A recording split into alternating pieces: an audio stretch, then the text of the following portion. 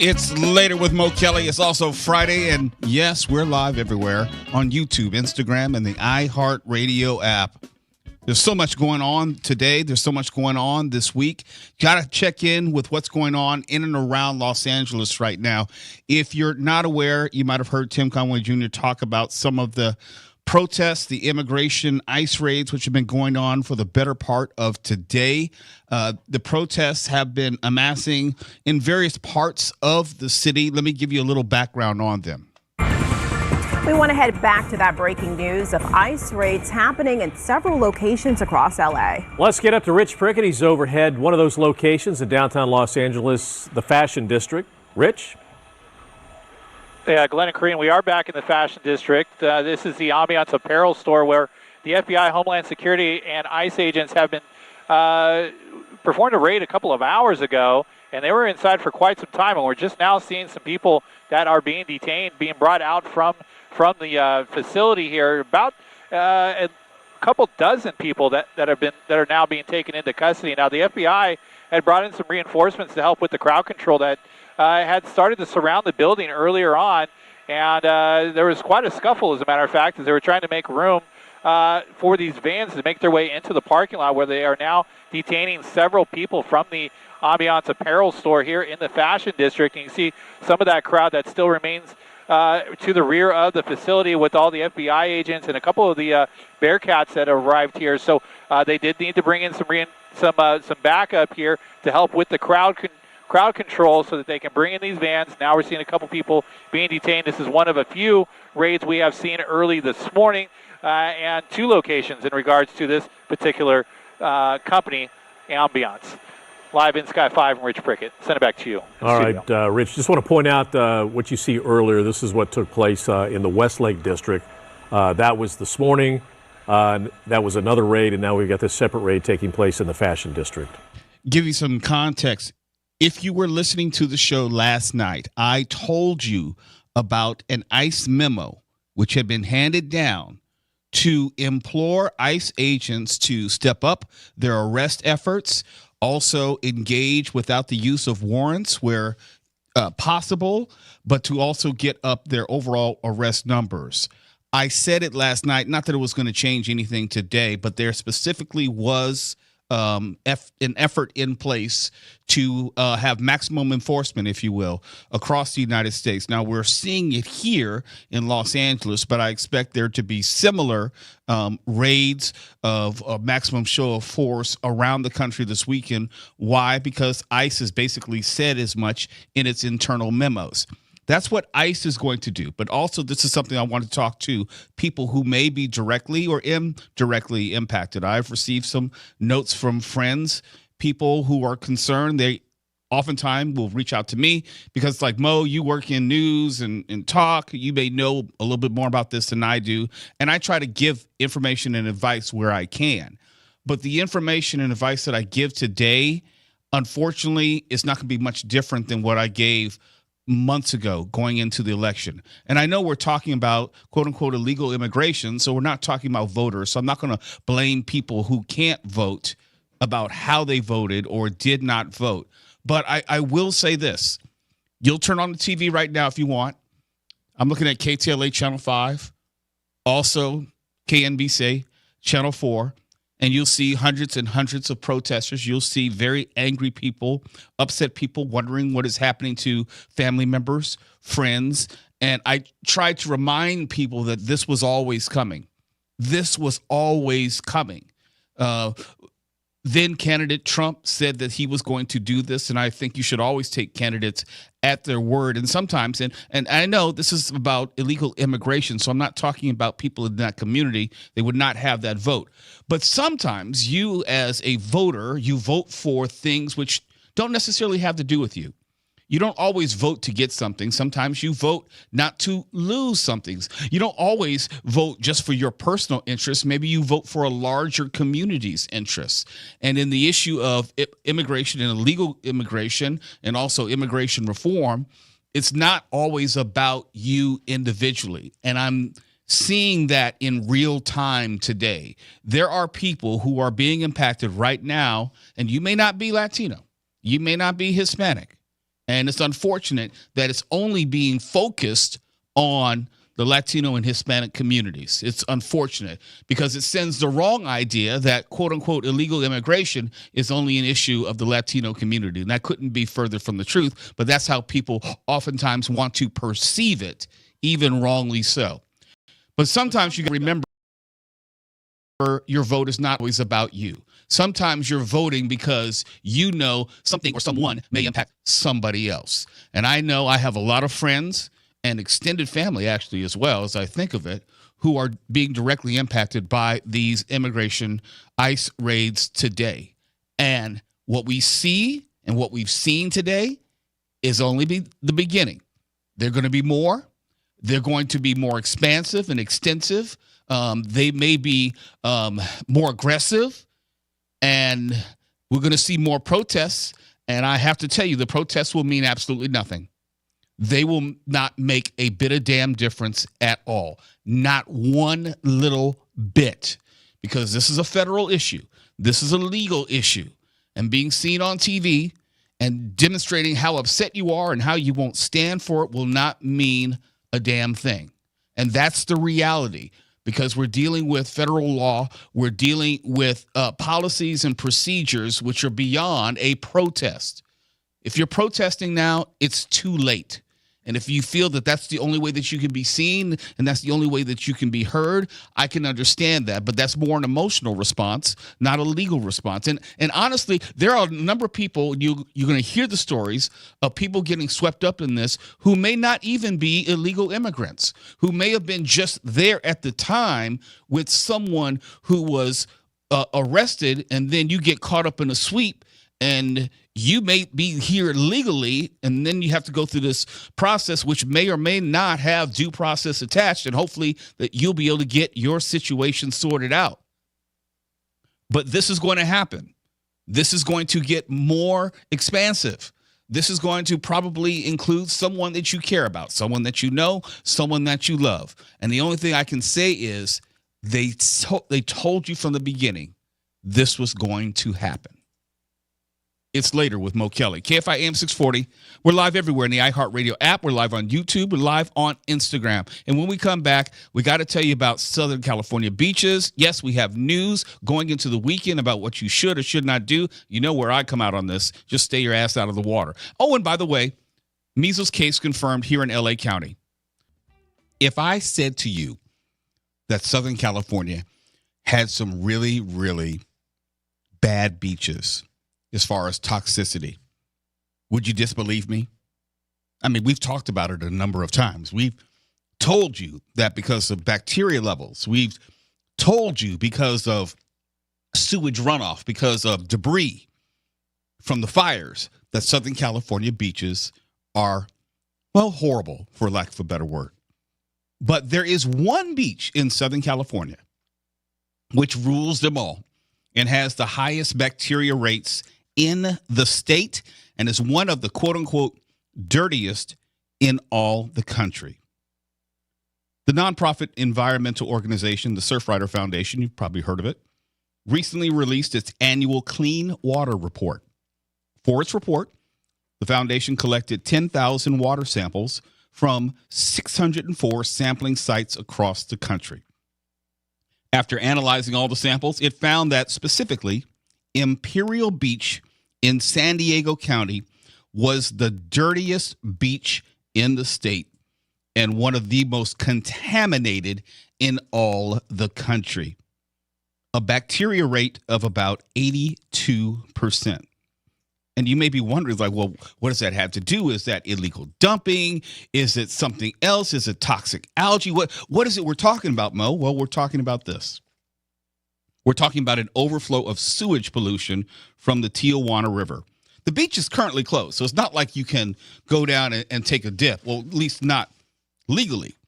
Quote, the failures in Tijuana's sewage treatment, conveyance, and pump station network have been responsible for the decades of transboundary sewage flows coming from the Tijuana River, which have significantly worsened since 2017. And that's from the city of Imperial Beach, from a statement on its website. The beach is closed because sewage flows in the Tijuana River are exceptionally high. The city of Imperial Beach is engaged in continuous advocacy at every level of government, including requests to fund immediate solutions and petitions for declarations of emergency, yada, yada, yada, blah, blah, blah. It's closed for the foreseeable future.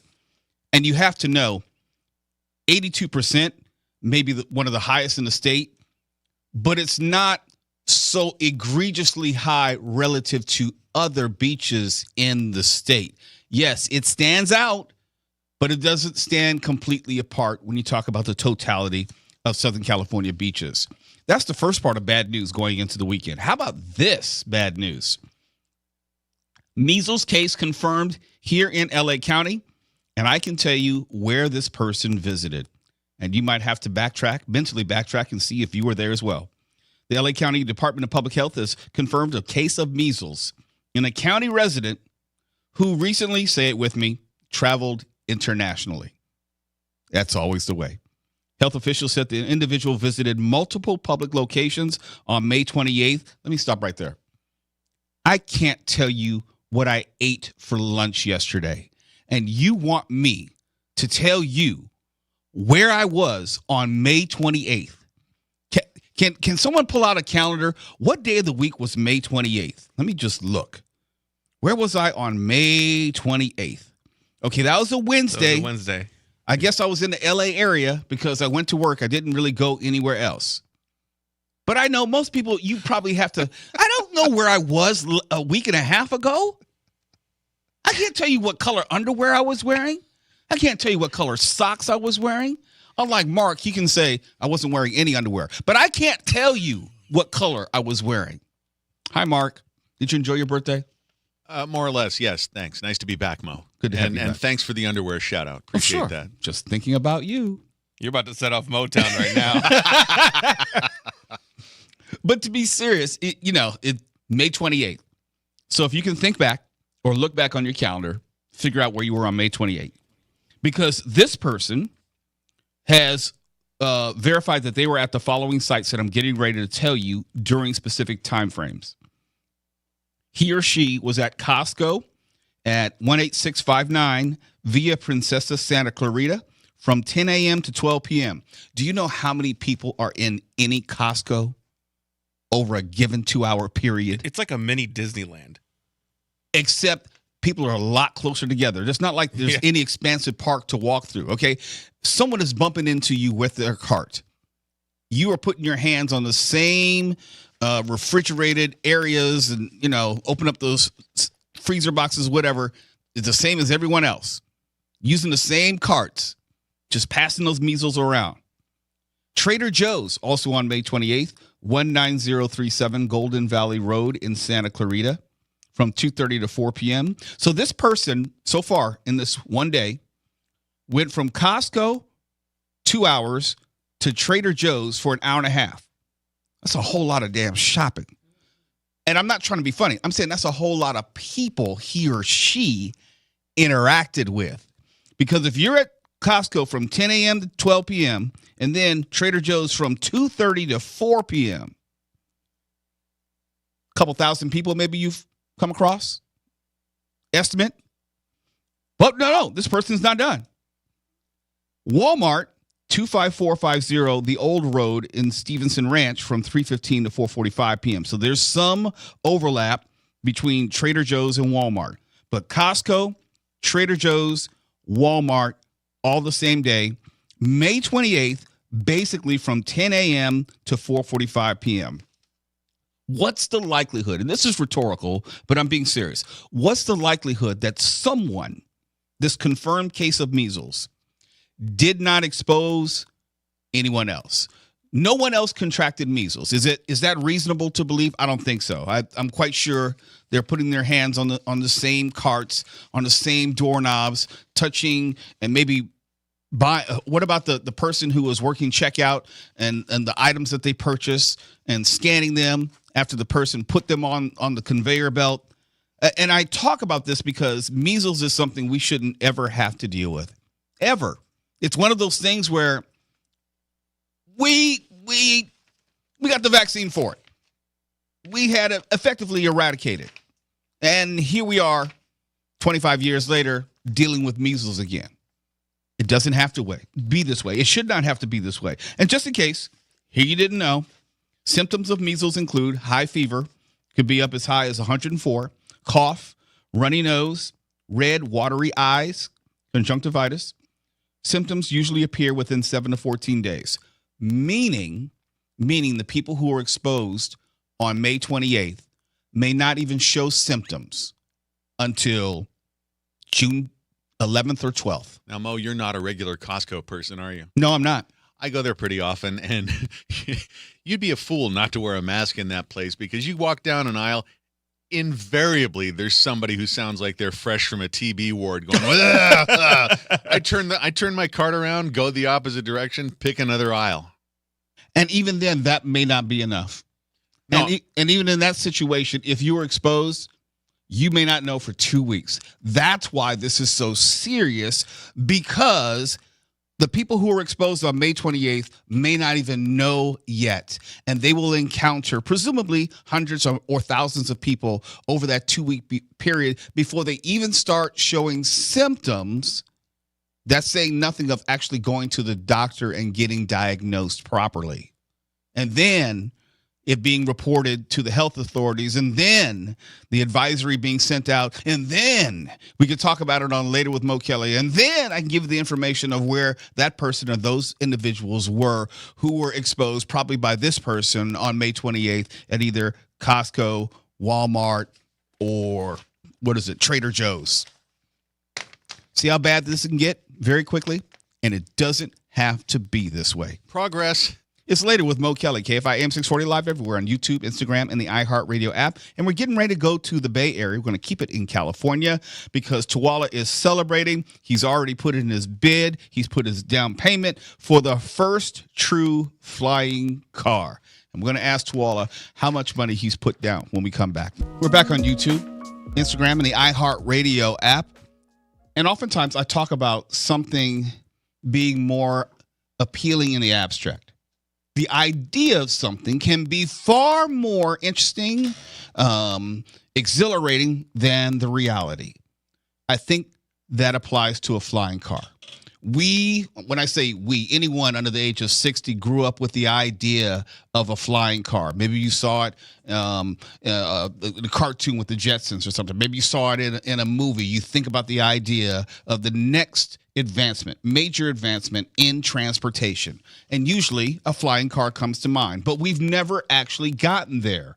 Not in the way that haven't gotten hyperdrive and, warp travel. We're not there yet when we talk about the future.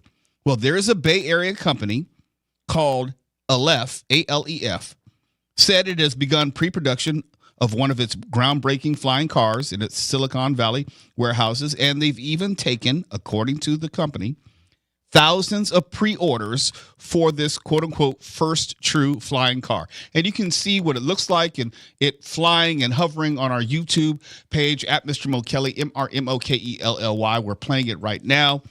And it looks like an ugly-ass Prius with... Okay, look. I'm sorry, look, it does. I got you. Looks aside, you got to admit, it's trash. No, it's not pretty to look at. But the thing that is most important about this story, why I especially wanted to bring it to you, Mo Kelly, because you are always saying what? You're telling us it can fly, but show us. We haven't seen anything yet. This company is actually showing tests, actual flight, going over vehicles, hovering around, flying. Okay, here's the thing. We know that we can create a vehicle which can fly. You can have a helicopter with 4 wheels on it, right? That's not what I'm talking about. No. Look at this. This thing is like literally garbage. Flying. It looks like garbage. It looks like it has wooden wheels and spokes. I'm not gonna lie. It looks like something out of like Batman from the 1960s. It does. Like the Batcopter. You mean But, that's okay, the best body okay. style you could put on this thing? I'm sorry. We can always point to Cybertrucks and how many of those are everywhere because those things look like hot trash. No, they are those hot things trash. look like That's burnt a good point. out But here's the tennis difference. shoes. Here's the difference. Cybertrucks can roll on the road right now. You cannot. Oh, you think? No, But no, they no. break down all the time. But from I'm what saying I it's not understand. illegal for people to have them. This vehicle is said to be the first ever to perform road legal passenger car that has vertical takeoff and landing capabilities. Can Yeah. it drive down the road? Sure. Can you legally use vertical takeoff and landing? Surely cannot. So, Whoa. How do you know you cannot? Remember we talked. what do you call it? It's called the FAA. You No, just can't no, fly no, around. no. You can't even fly the drone over like 100 feet without. Mo, do you forget that we first exposed on this program the FAA's fast tracking the approval of VTOL vehicles for mass production starting next year? We had already covered that. Yeah. We covered It's already that. going down. Right. The abstract idea of a flying car is one thing. Now you imagine the reality of a flying car when you're going down the 110 freeway and some drunk motherfather decides to take off vertically in his car and then crash into the overpass of the 10 freeway. Now things And you're then not- lands on my car. No, because I'm absolutely positive that I am too. this new vehicle from Alif is going to have some type of DUI tracking where if once you put your hands on that steering wheel, it's not going to take off if you're drunk. You can't fly drunk. Well, okay, we know that there are some pilots who have flown Right. high as a kite and drunk, but with these things going just, some 30 feet in the air, no, you're not going to be able to be drunk. What's going to happen is you're going to have someone like Daniel, okay, who's our video technical director, who can afford one of these things, okay? Yes, He's going to yes. buy one. He's going to get liquored up one night. And he's going to say, Carnisha, can you blow in this thing over here to fool the DUI? Stop it. Stop it. Look. You know when someone gets a DUI, you I have know to what you're blow. talking about. Okay. Okay, all right, You have to blow into the DUI. To trick it. Yes. Why? Daniel doesn't even eat meat. He's not about to get turned out on liquor. Well, My point is, I don't want cars flying over me. Okay, Until we have anti-gravity. Grandpa. Okay, Sorry. Grandpa. I'm sorry. You also don't want self-driving cars, but Sure you know don't. what I saw on my way to Cedars today? A dangerous Waymo? I saw Almost nothing kill but someone? Waymos just taking people to and fro. This has got to be the Waymo ugliest. taking people to and fro. You'd say, look, if you could make a car fly, you could at least make it look like you want to be seen in it. This has got to be the Mo, ugliest Mo, thing again, I've ever seen. It I is so hear you. horrible. I hear you, but I also see these ugly ass Cybertrucks all over the place. Those things are trash. No, they are ugly, but my point is if you're trying to introduce a new technology, you're going to need to have some sort of style to it. I don't think you do.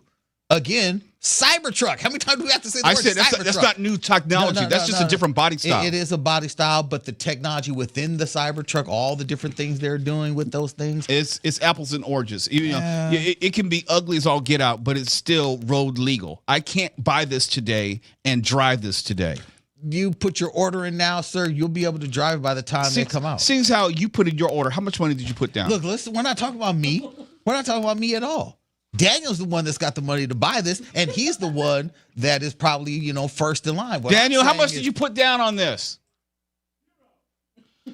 Daniel says zero. I don't believe zero. him. Okay. I've seen Daniel's rides. He's very, very keen Look, he's on probably- having the yeah. newest and the latest. He has probably got the Mach 1, and that's what this one will be. Short trips, little jaunts. If you're stuck in traffic, you just want to hop over real quick. That's what this is for. Oh, it would be great if you could use it to hop over traffic. I'm just saying, but imagine then you got 30 people trying to hop at the same time. Oh, you think 30 people are going to be on the road with these at the same time?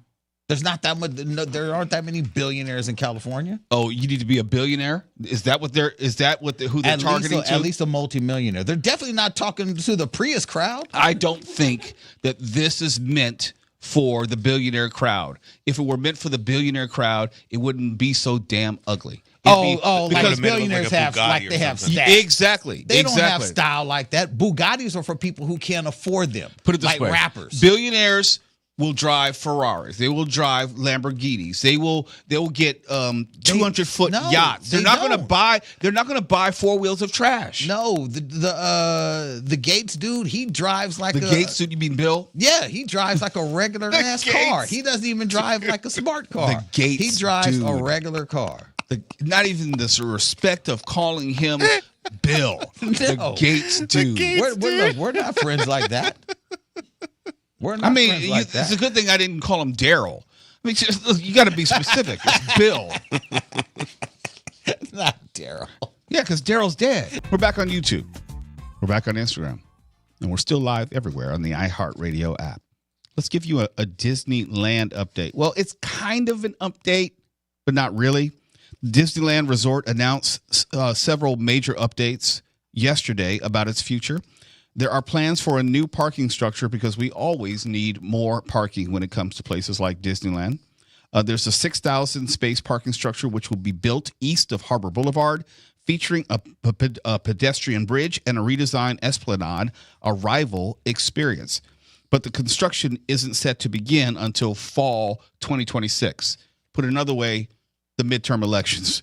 The new area will also include designated shuttle and ride share zones. That is actually very important because you think of let's say you stay at a hotel 10 miles from Disneyland because you don't want to pay Disneyland Resort prices. And what are those? $1,000 a night.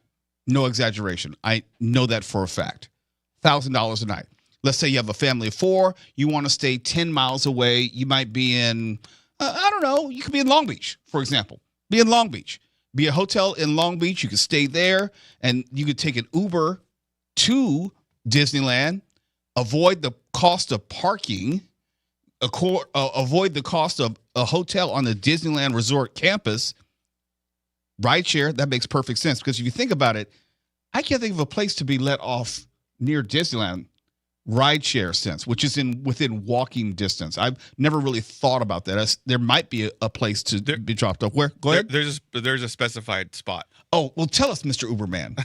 It's right near the entrance, like when you come off the 5 and you drive by and you see like, oh, welcome to Disneyland. The arch. Yeah, it's like really close to there. There's like it's literally just for rideshare. Like you're not allowed to park there. But they even have cops there to make sure that people don't park there. If we're talking about the same place, that's still a little bit of a walk, isn't it? It's a bit of a walk, yeah. That's what I thought. Yeah. Okay. It's not like in the front at the gate. No, yeah. That's what I'm looking for. I'm looking at the gate. That's as close as you get, my friend. Oh, yeah, that's a little bit of a walk. But, all of Disneyland is a walk. And the new area, as I said, will have those designated shuttle and ride share zones, security screening, and dedicated traffic access from Disney Way. And these improvements are aimed at easing congestion and enhancing guest flow through the resort. Twala, you have been more frequently and more recently than me with a big group. Does this speak to you in any way? Oh, yeah. No. The ability to shuttle in via a rideshare service and get a spot a little further away, that's perfect. That is absolutely perfect for if you're going with a family of 4. You need to cut costs wherever you can. Mm-hmm. This is perfect. Disneyland also shared new details about its first ever Coco themed attraction. And Coco, I want to say, is maybe number 2 or number 3 on my Pixar list. My favorite Pixar movies. I love all things Coco, especially the soundtrack. I'm glad that they are doing a sequel, and I'm glad that they're adding an attraction. It was announced last year at D23 Expo in Anaheim, or D23, I should say. And the new ride will be located near Pixar Pier and Paradise Gardens. I know exactly where that is. And will be built largely in areas that are currently backstage, so there won't be as much of a park interruption. Nice. And construction is expected to begin this fall, and that's only like 3-4 months away. Disneyland also revealed the future location of the Avatar-themed land. Nobody cares. Yeah. Nobody cares about Avatar. I'm trying to find someone who actually saw that movie, Avatar 2. The Way of Water, or the Way of the Flower Moon of the Western. What was the name of the title? The Way of Wetness. Yeah, that was it. It had to be that, because I'm being very honest. The movie made $2 billion, which means that people saw it 2 and 3 times. And I don't know of anybody who saw it twice. And I don't know a lot of people who saw it once. I'm just being honest. And I get it. It's completely anecdotal. Just because my friends didn't see a movie doesn't mean that the movie wasn't popular. But I keep asking people. I say, hey, what's your name? They say, hey, my name's Johnny. My name's Mo Kelly. Did you see Avatar: Way of Water? Because I don't know of anyone who did. I'm just trying to meet someone. Let me just do an informal, just a questionnaire here. Harnisha, did you see Avatar: Way of Water? No? Okay. Daniel, did he see Avatar: Way of Water? Do you know? No. He did not? Okay. Stefan, did you see Avatar: Way of Water? I mean, in theaters. No, I did not. Okay. Mark, did you see Avatar: Way of Water in theaters? I cut my losses after that stupid first one. Okay, so Twala, did you see it in theaters? Hell no, I haven't seen it at home, bootleg, theaters, nothing. I saw it at home. I saw it just to see what it was. I didn't care for the movie, but just in here, what do? We cover movies. Nobody here went to see that movie in theaters. No. Nobody. Not a one. So Mark made fun of me long ago. He called me an Avatar: Way of Water truther. And there might be something to that because I just don't see the $2 billion. Unfortunately, you're not wrong, though, because look at it like this. That $2 billion primarily came where? Overseas, in markets where it's impossible to generate that type of money and revenue for theaters. You can't tell me it was bringing in millions of dollars in Bangkok. You just can't. It would be different if most of it was in like China. Yes, and it was not. It was not. It was not. El Salvador, non-movie hotbeds. Yes. Okay? Just, I don't know. Big in Puerto Rico. What are we talking about? Stop it. Just got to let you know, you got to keep listening to KFI because we will be giving away some Disneyland family 4-packs for one-day park admittance to either Disneyland Resort or California Adventure Resort. Just listen. It's all about the 70th anniversary of Disneyland. And later on tonight, we do have Name That Movie Called Classic, and it's going to be brought to you by Alamo Drafthouse, DTLA. And the Alamo is Dad's Day headquarters. Yes, we know this weekend is not Father's Day weekend, but next weekend it will be, so you want to keep this in mind. With new releases Dad will love, like the latest Stephen King, Mike Flanagan joint, The Life of Chuck, or the new live-action reimagining of How to Train Your Dragon, a Father's Day-themed menu featuring mustard meatloaf sandwich, pig and pineapple pulled pork pizza, say that 5 times fast, and beer-battered fish tacos, and a big deal on gift cards for Dad today through June 15th. Order a gift card of $75 or more and get 20% off. Good for movie tickets, Alamo's full menu, draft beers, whatever Dad wants. For more information, visit drafthouse.com/Los Angeles. And that's Movie Cult Classic coming up in the third hour. KFI AM 640 is later with Mo Kelly, live on YouTube, Instagram, and the iHeartRadio app. And just wanted to reset for you. Maybe you're just tuning into the show. Maybe you are hearing reports about what has been going on downtown today with immigration raids and also protesters. Just to reset, federal immigration agents, ICE agents, raided a few locations in downtown LA this Friday. And there's not an exact number, but at least dozens of people have been detained / arrested. I can't tell you specifically because we don't know the specifics of what is happening to the individuals who've been at the minimum detained. Some have been arrested. For example, at a Home Depot in Westlake District near downtown LA, there were masked officers wearing vests emblazoned with HSI, which means Homeland Security Investigation.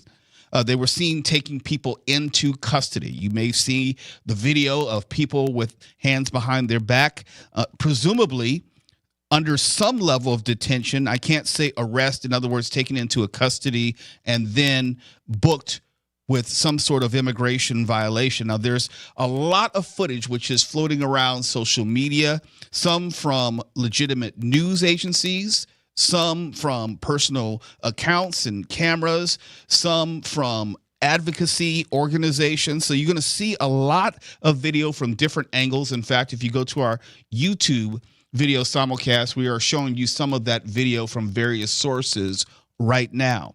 We don't know whether this is going to be a one-day event. I talked last night about ICE's intention to amp up their arrest effort, get their numbers up, and be more aggressive in their posture regarding immigration, specifically this weekend. And to that end, they have met that expectation, at least the internal expectation.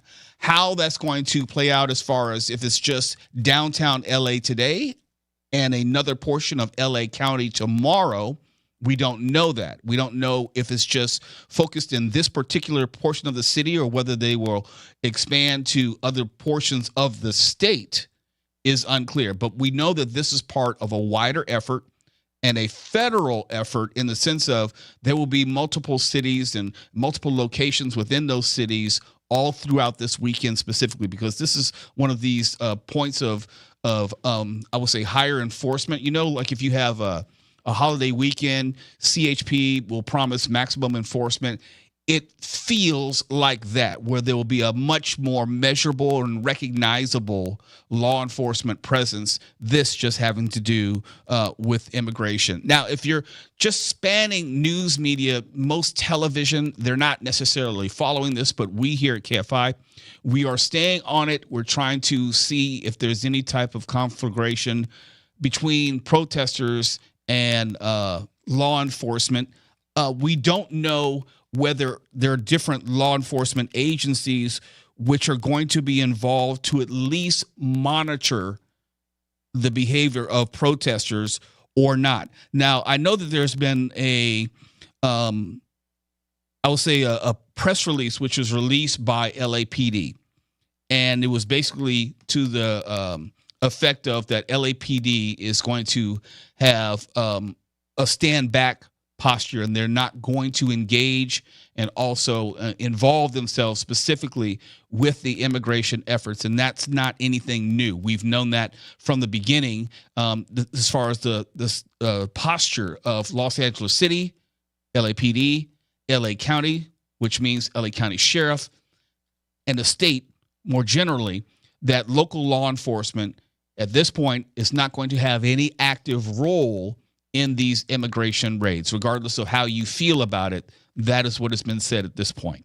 And as someone who's African American, I can't speak directly to how people in the Latino community may feel about this moment. I can't speak to the fear, but I can acknowledge it. I can't speak to the frustration, but I can acknowledge it. I'm hearing from a number of people from within the Latino community who are reaching out to me. I said as much in the first segment, who are fearful, who are unsure, who are angry, who are perplexed because they don't exactly know how to respond. And I get that because the water is very murky right now. For me, I would be concerned about the idea of masked agents not identifying themselves and how people can take advantage of that who are not connected to law enforcement. These are part of the fears and concerns that people have. And everyone is not clear on the rights here. If you listened last night, or if you have a chance, please go to this most recent podcast or last night's show. I produced a podcast of the final thoughts of the week, and the final thought, which was from last night, detailed specifically what was expected to happen today and the lack of clarity around rights of people as it relates to being detained, being arrested, whether a warrant is necessary, how you can be arrested, where you can be arrested, and if you get arrested and separated from your family, what is it you're supposed to do? And all of this is up in the air because it's new in the sense of all of us having to deal with this, and is at best unconventional. And as the argument I made last night, at worst, it could be even unconstitutional. These are the things that we're looking at right now. There are protests going on in various portions of downtown LA. It has, to our mind, not become violent to the best of the news reporting at this point. If there's something new in that regard, I'm quite sure Mark Ronner will have it at the news break. But this is not anything which has become violent at this point. There is no order to disperse, to the best of my knowledge, which has been given.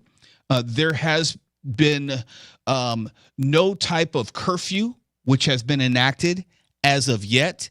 It has maintained a degree of civility from what I can understand. And Mark Rauner, you have some information? Actually, there was an order to disperse, I should clarify. And I had that at the top of the hour. But let me just reread this for clarity. Sure.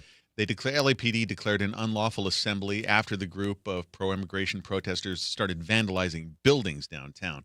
About 500 people told to be dispersed or subject to arrest. Well, there you have it. Now, to the best of your knowledge, anything you've seen, has anyone been injured?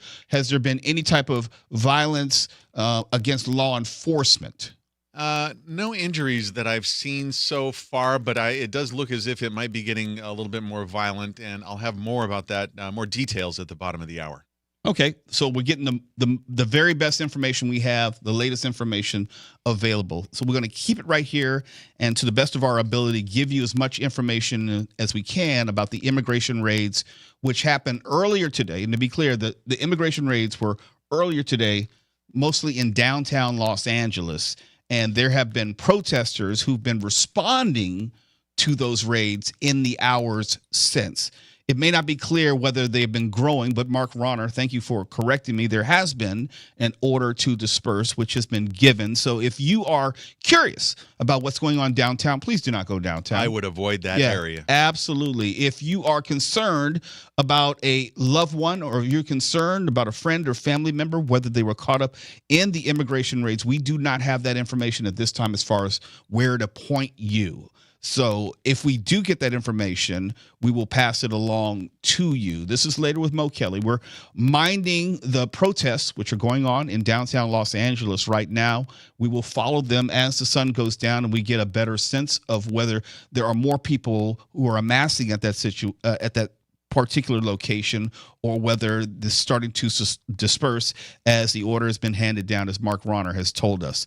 KFI AM 640. We're live everywhere on YouTube, Instagram, and the iHeartRadio app. Now, Mark Rauner with an official update. We'll have more on the protests at the bottom of the hour. Right now, here's the latest. State lawmakers have proposed a bill to allow doctors confidential help for substance use and mental health issues. It would revive a support program shut down in 2008 due to oversight failures and misconduct cases. Doctors would be able to access services without facing public discipline unless they're deemed a threat to their patients. President Trump's reportedly not interested in a call with Elon Musk after the two engaged in a war of words all day yesterday. And the Wall Street Journal reports Trump's planning to extend the deadline for a TikTok sale again. This would be the third extension since he retook office in January. TikTok's China-based owner must sell or face a ban in the U.S. The current deadline is June 19th. We're heading to a crash on the 405 in Torrance. That's heading southbound just before Normandy. It has the carpool and left lane blocked off, so your drive jam. Approach Crenshaw. Traveling on the 5 heading southbound in Commerce, that's just after Slauson, a slow ride there that'll ease up just after the 605. And the 15 northbound heading into Pass, seeing putting up at the 250. It stays busy from there until you reach the 138.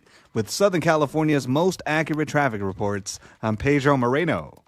Here's the hard truth. Every 6 years, your dollar loses half its buying power. That means a $100,000 savings account today could feel like $50,000 by 2031. And you see it every time you fill up your tank, buy groceries, or pay the bills. Prices are up, your dollar is down. But there's a simple way to protect the value of your savings with something real, something proven. Gold. An asset that holds its value over time. That's why I trust Noble Gold Investments. They make it simple to protect your savings with physical gold or silver. No high-pressure sales, no call centers, just honest guidance, one-on-one support, and transparent pricing. And right now, when you open a qualified account, Noble Gold will send you a free 1/10 of an ounce gold coin as a thank you. Head to CobaltGold.com today to learn more. KOBYLT. That's CobaltGold.com. Don't just protect your wealth, preserve its power. This report is sponsored by Compassion International. Every day, a child in poverty waits for a sponsor is another day of hopelessness. There are thousands of kids who've been waiting over a year. End their wait. Sponsor a child with compassion today. Just text the word radio to 83393. I know the weight of the world seems to rest on your shoulders, and sometimes life seems like it's filled only with confusion and chaos. But I assure you, I have a plan for you. The Jesus Christ Show. Sunday morning at 6 on KFI AM 640. More stimulating talk. If you're already using Zellman's Minty Mouth, I don't have to tell you how effective these little capsules are. These have become hugely popular. These tiny little capsules that are covered with a very strong mint, although it's far more than just a mint. And then you swallow the capsules when the mint part is finished and goes into your gut where it really goes to work and deals with your bad breath inside your stomach where it can start and stay there. That's the difference with Zellman's. And here is their offer, which I've never seen before. If you buy a 5-pack, it's very popular. If you buy a 5-pack of Zellman's, you will get a 20% discount. 20% off of a 5-pack. That's a discount. So go to Zellmans.com/KFI, Zelmins, Zellmans.com/KFI. Buy a 5-pack of Zellman's, you will get a 20% discount. 20% off of a 5-pack. Zelmins. That's Zellmans.com/KFI.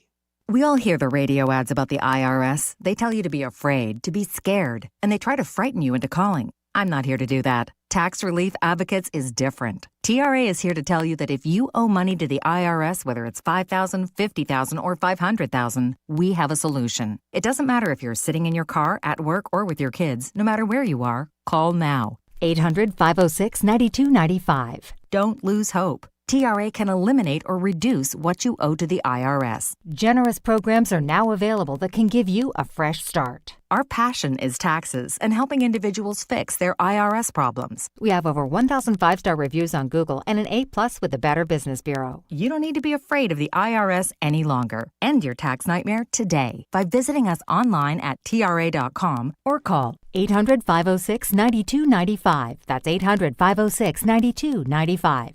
Tax Relief Advocates. Real solutions for real people. The Medal of Honor is the highest military decoration in the United States. Recipients have done the improbable. This medal is for the men who went down that day. On Medal of Honor, Stories of Courage, you'll hear about these heroes and what their stories tell us about the nature of bravery. Listen to Medal of Honor on America's #1 podcast network, iHeart. Follow Medal of Honor and start listening on the free iHeartRadio app today. KFI AM 640. More stimulating talk. Hey, it's Conway Show. On Monday after 4 p.m., I'm going to tell you what tech neck is, and it's going to affect almost all of us. And don't Google it before Monday at 4. The Conway Show, Monday at 4. KFI AM 640, YouTube, Instagram. It's Later with Mo Kelly. We're live everywhere. Also on the iHeartRadio app as we continue to follow the events, not only of what transpired earlier today, but more recently, some of the protests which have come out of it. You may know that there were immigration raids at various points and places in downtown Los Angeles, which were effectuated by ICE, not LAPD, not LA Sheriff's Department. And I made mention of a statement which was released by LAPD because there is a legitimate question as far as what is local law enforcement's role in all this. Are they going to be providing assistance? If they're, Mark Ronner had said that there was an order given to disperse, and I'm quite sure that probably would cross what LAPD is actually doing. LAPD, I presume, would be involved with enforcing that less so than ICE. But here is the statement by Chief of Police, LAPD Chief of Police, Jim McDonnell. Quote, today the LAPD became aware that federal law enforcement agencies conducted activities in the city of Los Angeles. I'm aware that these actions cause anxiety for many Angelenos. So I want to make it clear the LAPD is not involved in civil immigration enforcement.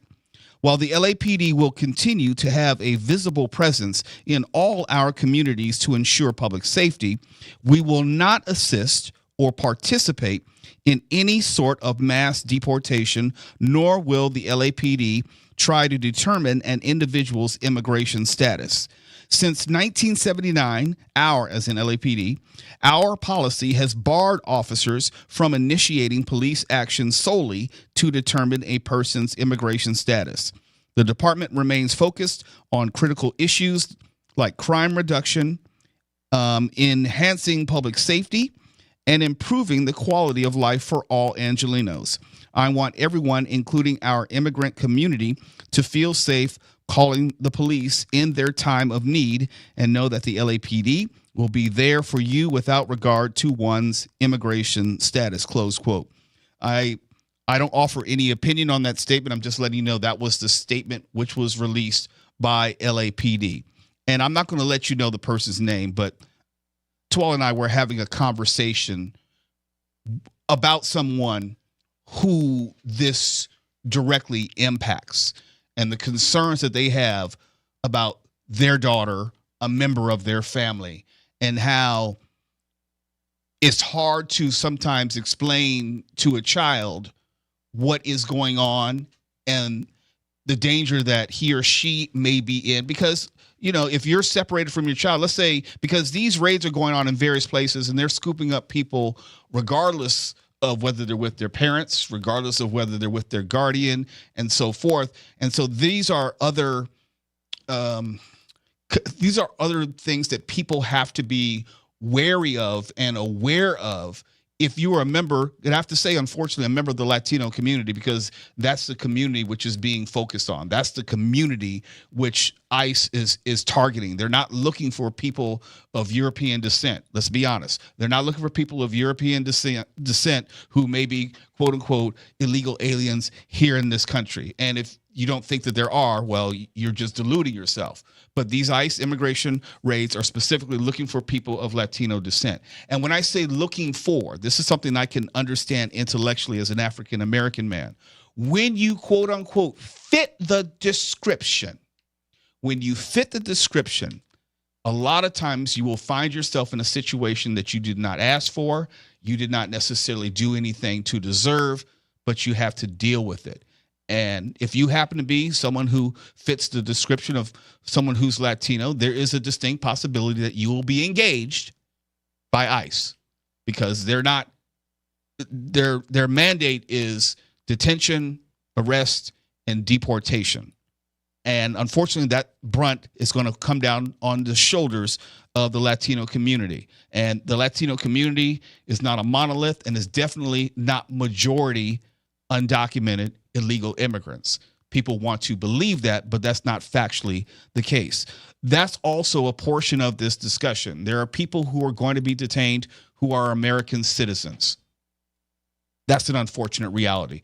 And I talked about that to some degree last night in anticipation of these particular raids which have taken place today. And I said last segment that it's unclear, and it's not like this is going to be announced to us, it's unclear whether what happened today in downtown LA was a one-off or whether there will be other similar raids in various portions of Los Angeles / Los Angeles County, or whether there will be other raids up and down the state. Of course, there are limited resources to affect these type of raids on a mass scale across California.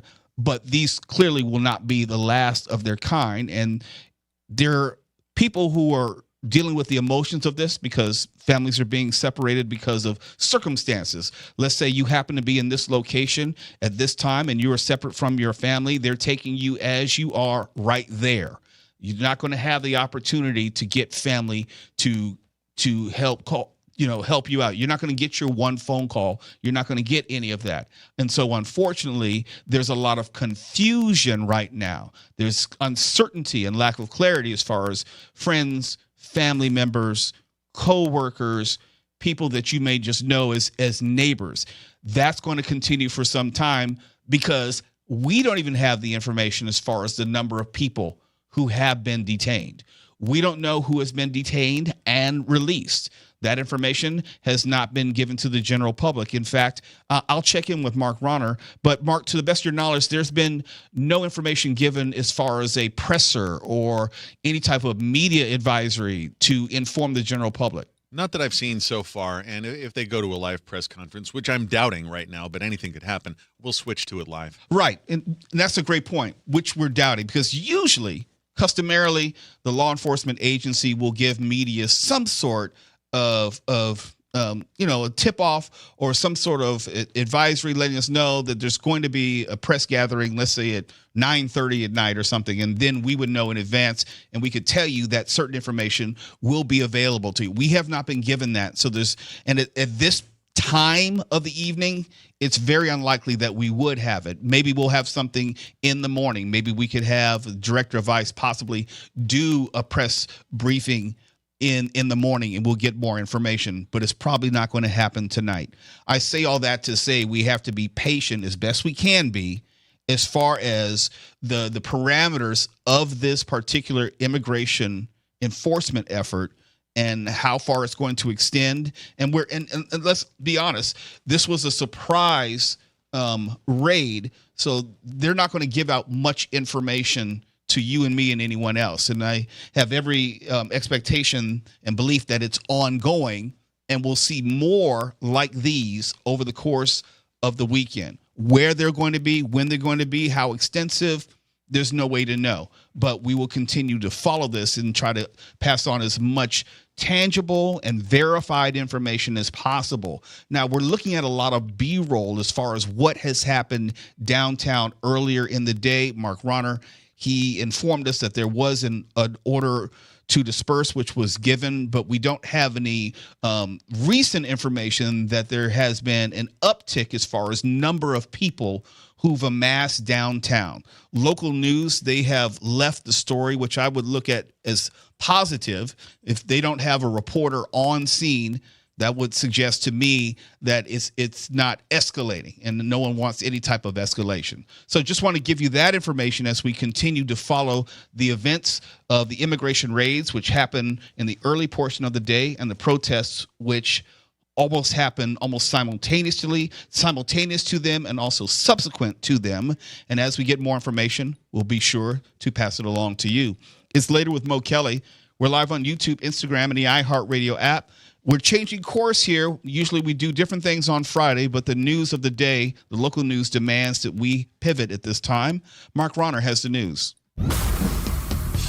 Police are reporting a small group of violent individuals throwing large pieces of concrete in the area near the Metropolitan Detention Center, where an unlawful assembly has been declared, according to the Los Angeles Police Department.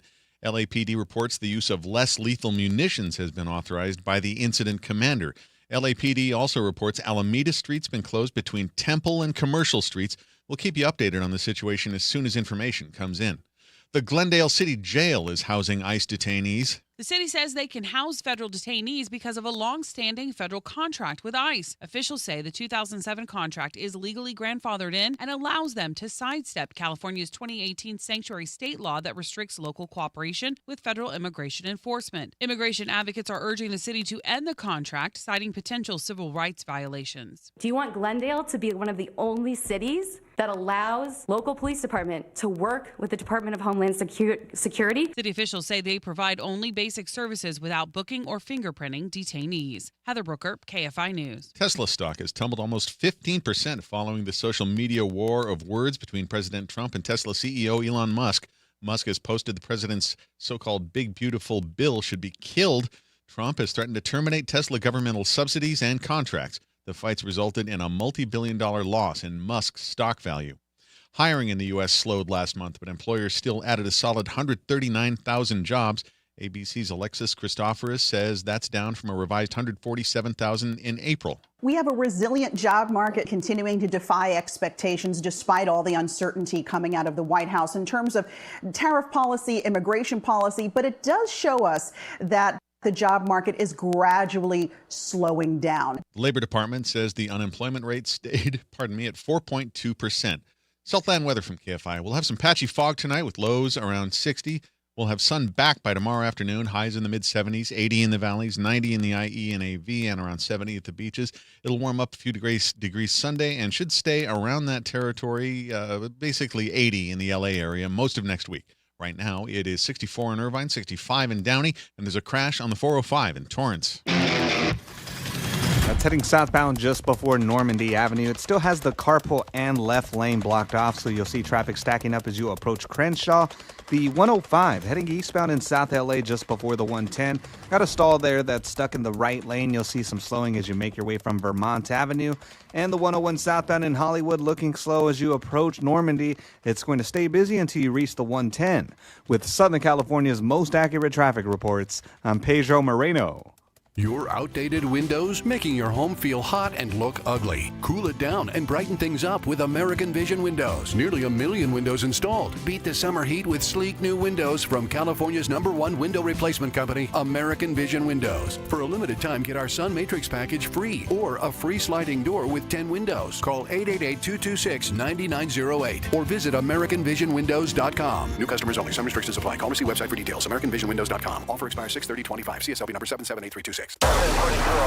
If you're into true crime Tonight will be your new obsession. We're unpacking the latest true crime headlines with our team of experts, covering all of the major trials that are heating up this summer. From the team that brought you the Piketon Massacre and Murder 101, it's a first-of-its-kind live interactive true crime radio show. 5 nights a week, we go live with bold opinions, expert insight, and real-time listener call-ins. Open your free iHeartRadio app, search True Crime Tonight, and start listening now.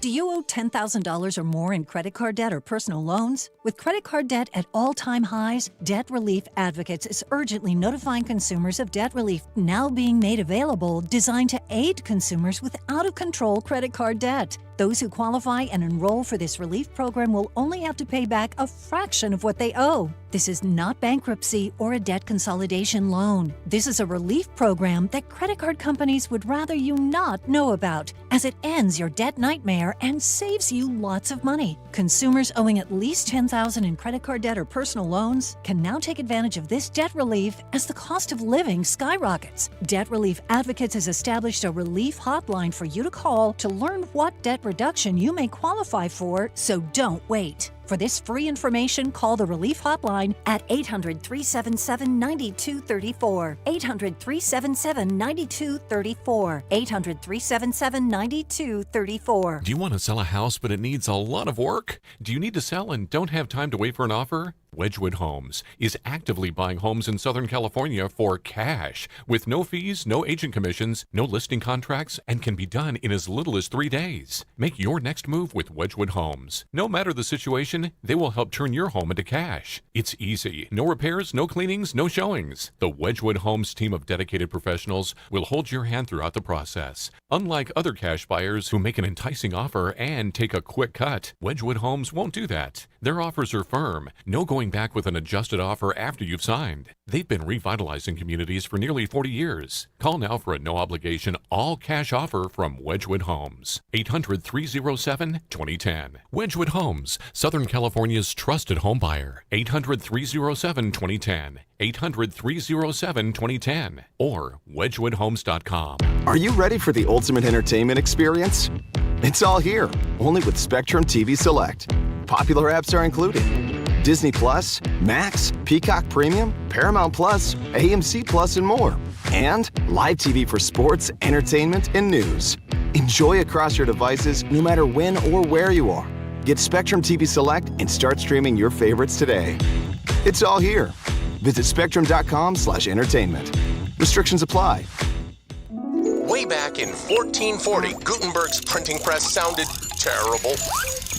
In 1922, Earl C. Anthony created KFI. KFI in Los Angeles. It also sounded terrible. But now, KFI on the iHeartRadio app brings you digital sound. Yay! From the dulcet tones of Tim Conway Jr. Ding dong! To the warm, comforting siren song that is Shannon Farren. If you haven't heard KFI on the free iHeartRadio app, you haven't heard KFI. Broadcasting with 50,000 watts of power. Live everywhere in living color on the iHeartRadio app. KFI AM 640. An iHeart radio station. More stimulating talk.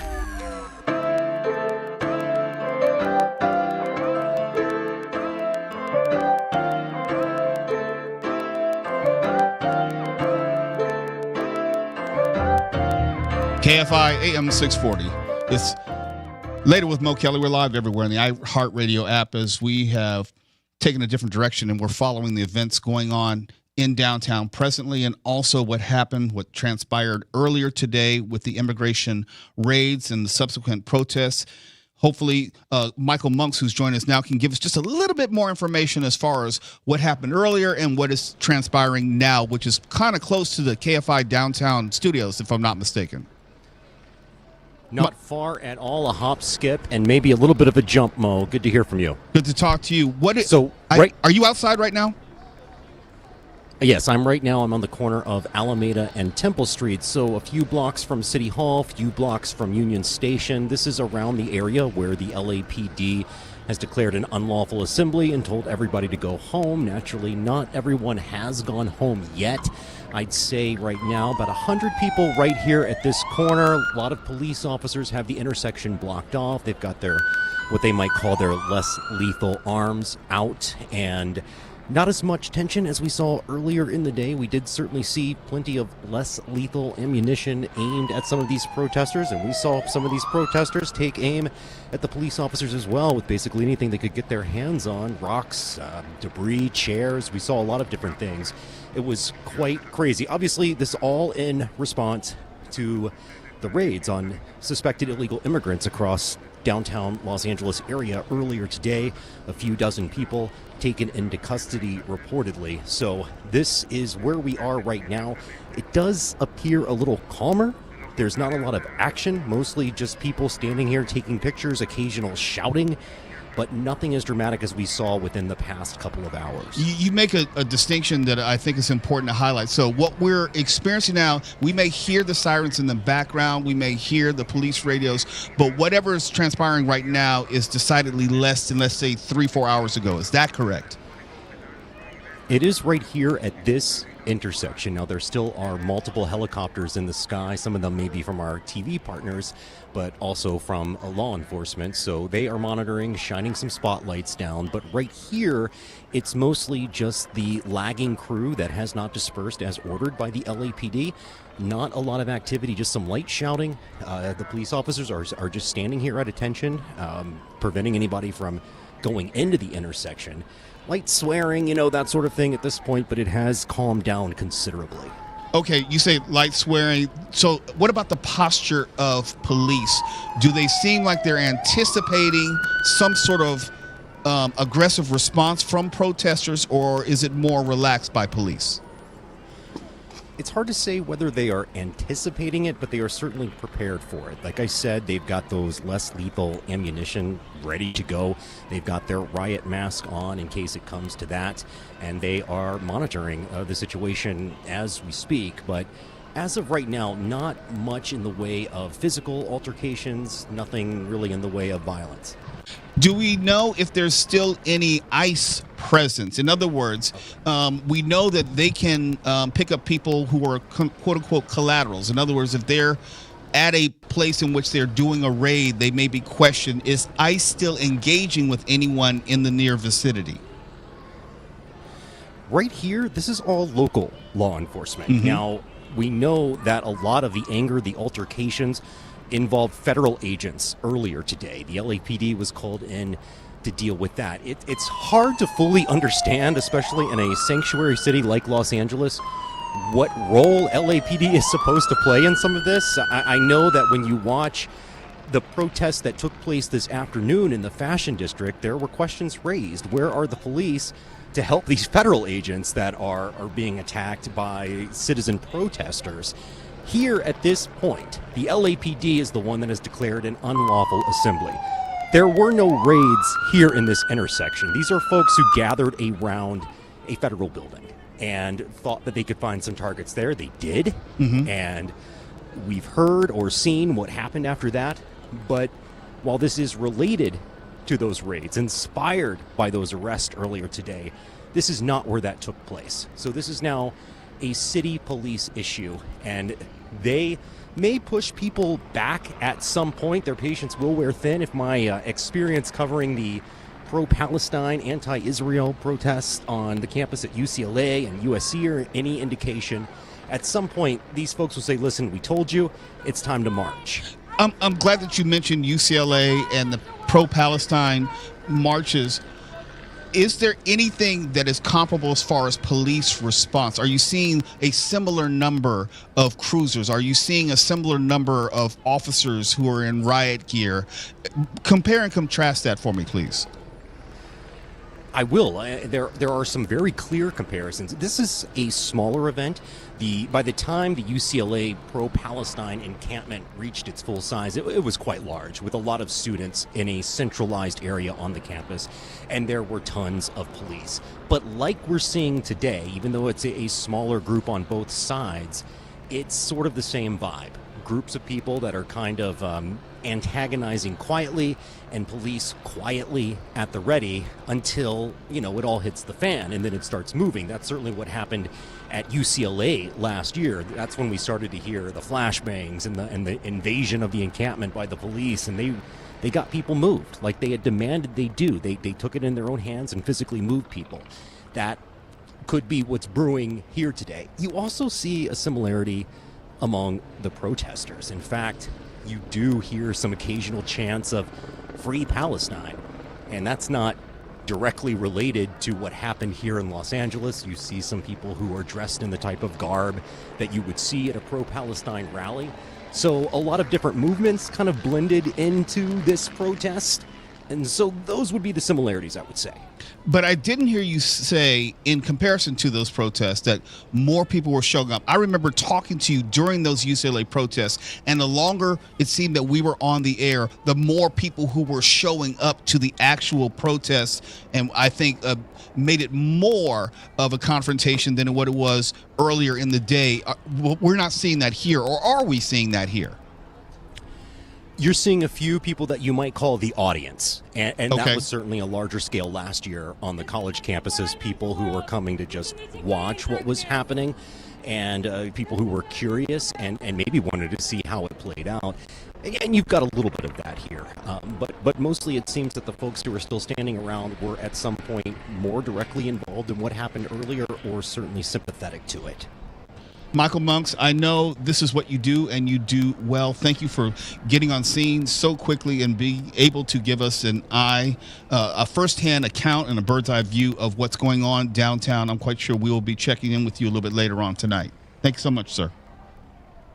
I'm going to hang around. We'll see what happens. All right. It's Later with Mo Kelly, KFI AM 640. We're live on YouTube, Instagram, and the iHeartRadio app. Now, let's go over to Mark Runner in the KFI 24-hour newsroom.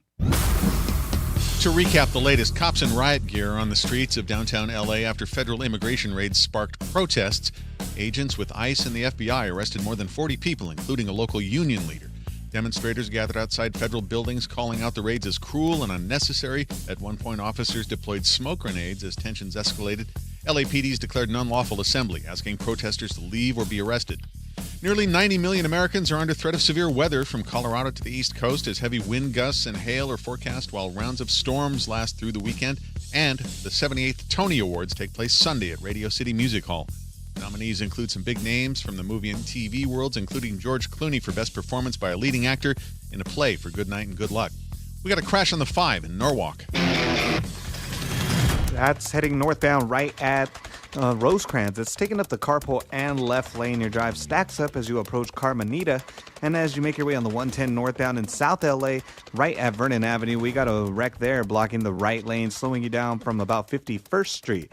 And the 405 southbound in Torrance, just before Normandy, a crash still has the carpool and left lane off limits. You'll see a slow crawl from Crenshaw. With Southern California's most accurate traffic reports, I'm Pedro Moreno. Future Health Weight Loss. Can't afford Ozempic? Think again. Future Health offers Wegovy for $199. It's Ozempic, but FDA approved for weight loss. Get this limited time deal at futurehealth.com today for the best price on the market. No insurance needed, no tricky syringes, just faster weight loss. Visit futurehealth.com, future without the E, to start losing weight this week. Future Health Weight Loss. Data based on independent study sponsored by Future Health. Future Health is not a healthcare services provider. Meds are prescribed at provider's discretion. This report is sponsored by Mothers Against Drunk Driving. For victims of drunk and drug driving, our grief is unique. But you are not alone. You always have a place at MAD. Call our 24-hour victim helpline at 877-MAD-HELP or visit mad.org. Hi, this is Dean Sharp, the House Whisperer. I've spent my career designing and building beautiful homes. I'm here on KFI to help you transform your house into a more beautiful home. And while we're at it, build yourself a more beautiful life. Home with Dean Sharp, the House Whisperer. Tomorrow morning at 6 on KFI. More stimulating talk.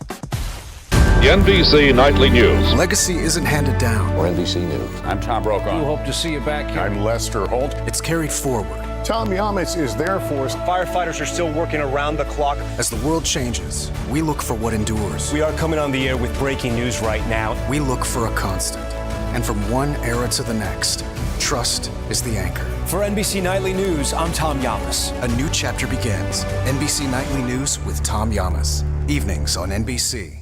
Delta Airlines doesn't just help you see the world, they help you embrace it. Delta's dedicated teams make your travel experience extraordinary, anticipating your every need with genuine care throughout your journey. The app puts you in total control. And with fast, free Delta Sync Wi-Fi, you can stay connected to what matters most. So flight time feels more like me time. With exclusive partnerships and SkyMiles rewards, every part of the Delta experience is designed to make the journey as enjoyable as the destination. If you're into true crime Tonight will be your new obsession. We're unpacking the latest true crime headlines with our team of experts, covering all of the major trials that are heating up this summer. From the team that brought you the Piketon Massacre and Murder 101, it's a first-of-its-kind live interactive true crime radio show. 5 nights a week, we go live with bold opinions, expert insight, and real-time listener call-ins. Open your free iHeartRadio app, search True Crime Tonight, and start listening now.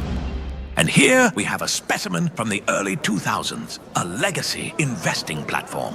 Please don't touch the exhibit, folks. It could crash.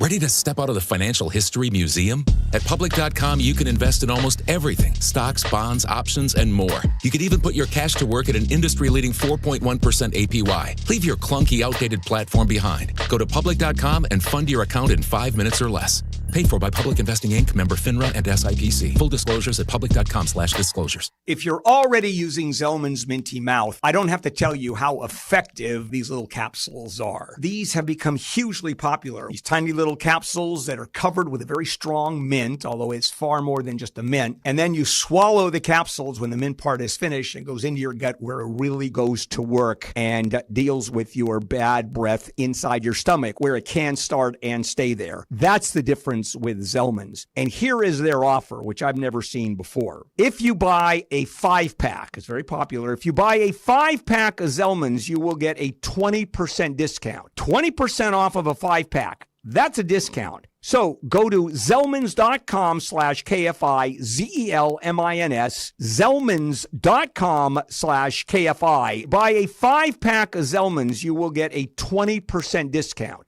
20% off of a 5-pack, Zelmins, that's Zellmans.com/KFI. iHeartRadio just gave driving an upgrade with Presets, now on Apple CarPlay and Android Auto. Your go-to stations, podcasts, and playlists all just a tap away on your dash. Start your engine, hit play, and drive happy. Free with iHeartRadio on Apple CarPlay and Android Auto. Portions of the following program were pre-recorded.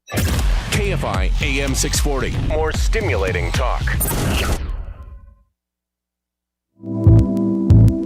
On the next Bill Handel Show, Walt Disney once said, Disneyland will never be complete, and that's so true. So big changes have been announced coming up after 7 a.m. Monday morning on the next Bill Handel Show.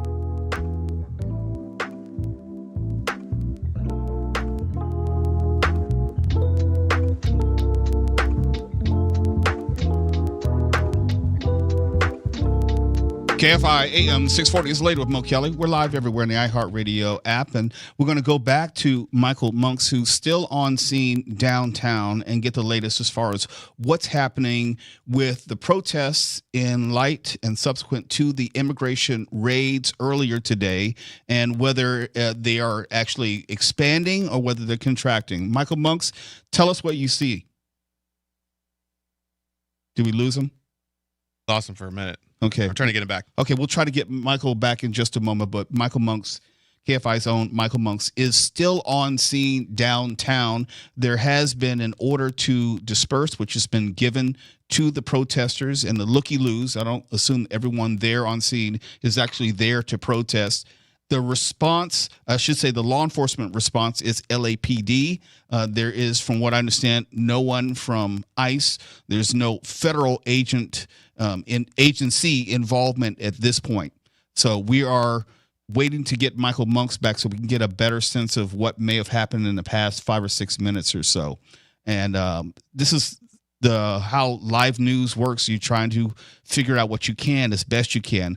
There was some information that did come my way about 15, 20 minutes ago that about 44 people were arrested. That's the word that was used, arrested earlier today by ICE officers. Quote, ICE officers and agents alongside partner law enforcement agencies executed 4 federal search warrants at 3 locations in central Los Angeles. Approximately 44 people were administratively arrested. And I don't know about that distinction as far as administratively as opposed to any other arrest, but 44 people were administratively arrested and 1 arrest for obstruction. The investigation remains ongoing. Updates will follow as appropriate. Now, the Coalition for Humane Immigrant Rights, which is a nonprofit, also estimated that at least 45 people have been taken into custody. And again, there's a distinction to be made as far as arrested, taken into custody, and whether someone is just going to be released or they're actually going to be charged for either behavior or some sort of immigrant-related deportation issue. Those specifics we do not have as of right now. We may get that tomorrow. There probably will not be any type of update from ICE or any federal agency. We do know that this is happening or has been happening at multiple locations downtown. Now, Mark, do you know, I'm sorry to ask you real quick. I think this is Michael Monks calling in. Mark, do you know whether the protest is contained to one particular area or is it over multiple intersections from what you see and read? I don't. The last that I saw come across the wire is that Alameda Street was closed between Temple and Commercial Streets, and that sounds like it was right where Monks was when he called in. So he should be right at the center of the action as far as I know. Okay, I think we're trying to get him right now and find out what is happening. Sometimes it's a little bit difficult for people to be able to connect directly when they are downtown. And again, some 45 people have been arrested. There's a distinction being made between administratively arrested and I would say the more common definition of arrested. We'll see if we can get more information about it. We read to you earlier the statement by LAPD Chief Jim McDonnell in the respect that LAPD may be on scene as far as monitoring the protests and the agency which gave the order to disperse, but not involved. Want to make this clear, not involved in the immigration raids earlier today. And also, Sheriff Robert Luna also released a statement stating that the LA County Sheriff's Department does not enforce civil immigration law and that their goal is, quote, enforcing state and local laws to ensure safety and well-being of our diverse communities throughout Los Angeles County, close quote.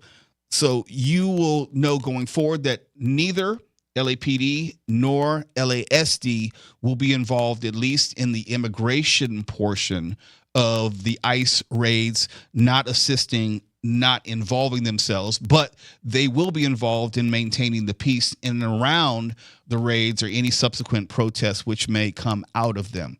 Can't tell if we've gotten Michael Monks back yet, but as soon as we do get him, we'll find out what is happening right now on the ground downtown and whether there's been a change in either the behavior of the protesters or the stance by LAPD. This is a very fluid situation, as they say, and things are going to be happening very quickly, but KFI is going to stay with you and stay on this and make sure that you'll have the latest information. It looks like cops are in riot gear on the streets ready for a crackdown, but I cannot see that anything has sparked yet. That's what I thought, that they were there in riot gear, because after an order to disperse has been given, that's customarily the response. Yeah, things have definitely escalated. I see smoke grenades have been used, and so it could go either way at this point. Question, from what you see, is LAPD advancing? Are they moving towards protesters, trying to get people to actively disperse, or are they just set up a protective barricade and a line that people cannot cross? I can't see that, but we do know that they've issued a dispersal order, and they can arrest anybody who won't comply at this point. We have Michael Monks back. Michael, are you there? I'm here. Tell us what you see. Tell us what has happened. Okay, so what you're hearing from the speakers coming from the police is basically something that you would hear your parents say when you were misbehaving. I told you once, I meant it. You're going, you're grounded. So that's what they're saying basically is, we told y'all to leave. You haven't left. You're going to go to jail. Now, they haven't acted on that yet, but that's, we talked moments ago about the similarities to the campus protests last year, and that's now the vibe that I'm getting, right down to the fact that I left this out of the description previously. There is this skirmish line of sorts from the LAPD, and there are protesters on the wrong side of it. So those might be the ones that these words are mostly directed to, but by the time this movement starts, and they will push everybody out of here, it's going to be all of us. All of us are going to be moving in the direction the police decide, and that feels imminent. From what Mark Ronald was telling us, that the police are there in riot gear. From what you're telling us, they have not advanced forward. But as far as numbers, if you were to estimate how many officers are on that police line, how many are we talking about? Here at this intersection, and again, I am at the corner of Alameda and Temple downtown, about a few blocks from City Hall, a few blocks from Union Station, to give people an idea of where we are, maybe 3 dozen. Oh, that's not many, comparatively speaking, to like the protests at UCLA. Yeah, that's what I mean. Like, this is a much smaller deal at this point, and it almost felt, earlier, which was why I was frankly hesitant to even come here. It felt like it was over. That it was just going to kind of evaporate and be finished. People got their anger out. There was a scene, and then it was over. But now there is this steady loitering that remains. I don't want you to quarterback any of this, but I would wonder, as a person who's watching this evolve, about the wisdom of having the immigration raids on a Friday, when invariably there would be an emotional response from the community, and then you have Friday night where people do not have to worry about going to work in the morning, and they're more inclined to come out and protest and stay out well into the night. That is a great point, Mo, that I hadn't even thought about. Great insight. And what I also appreciated was, as you started the show at 7 o'clock, was talking about how, there is a directive within ICE to get those numbers up, the number of arrests. And so to them, it may not even be a consideration. It's every day. It's going to be all day, every day. Like you said earlier tonight, you knew this was coming. We all knew this was coming. A sanctuary city policy has certain elements to it that are enforceable on the municipal side, but it is literally trumped by federal law. And so when you have a city that has the number of illegal immigrants that LA has, you just have to know that this is only the beginning. Because if that organization, if that agency, that federal agency that has been empowered by a president that was elected by the people to do exactly this, wants to run up their numbers, this is one of those places where they can do it rapidly. Have we heard from the best of your news gathering? Have we heard from Mayor Karen Bass? Have we heard from any city officials as far as their level of involvement in this particular situation? We know, as you said, Sanctuary City, they're not going to assist federal agents, but have they made any public statement about what is happening right now? We heard Councilwoman Eunice Hernandez, who is, I think it's fair to say, an opponent of LAPD as we know it, certainly. And she has raised concerns about what they knew and when they knew it and what role they might have played. Now, we did hear from Chief Jim McDonnell. He says, this has been our policy since the late 1970s, not to be directly involved in civil immigration enforcement. And that apparently was true for them today as well, he says. But there have been concerns raised, at least by one council member, about what they knew, when they knew it, where they were, why they were there. I've also heard from Mayor Bass, who says LA will not, quote, stand for this, We don't know what that means. Again, federal law trumps municipal law. We know that. We've heard from other council members who have put out statements of support for the immigrant community.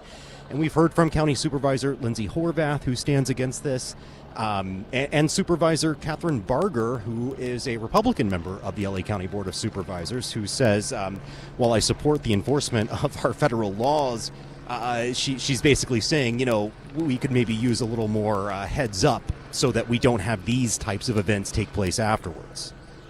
Michael, it might be a little bit of a longer night for you than you originally anticipated.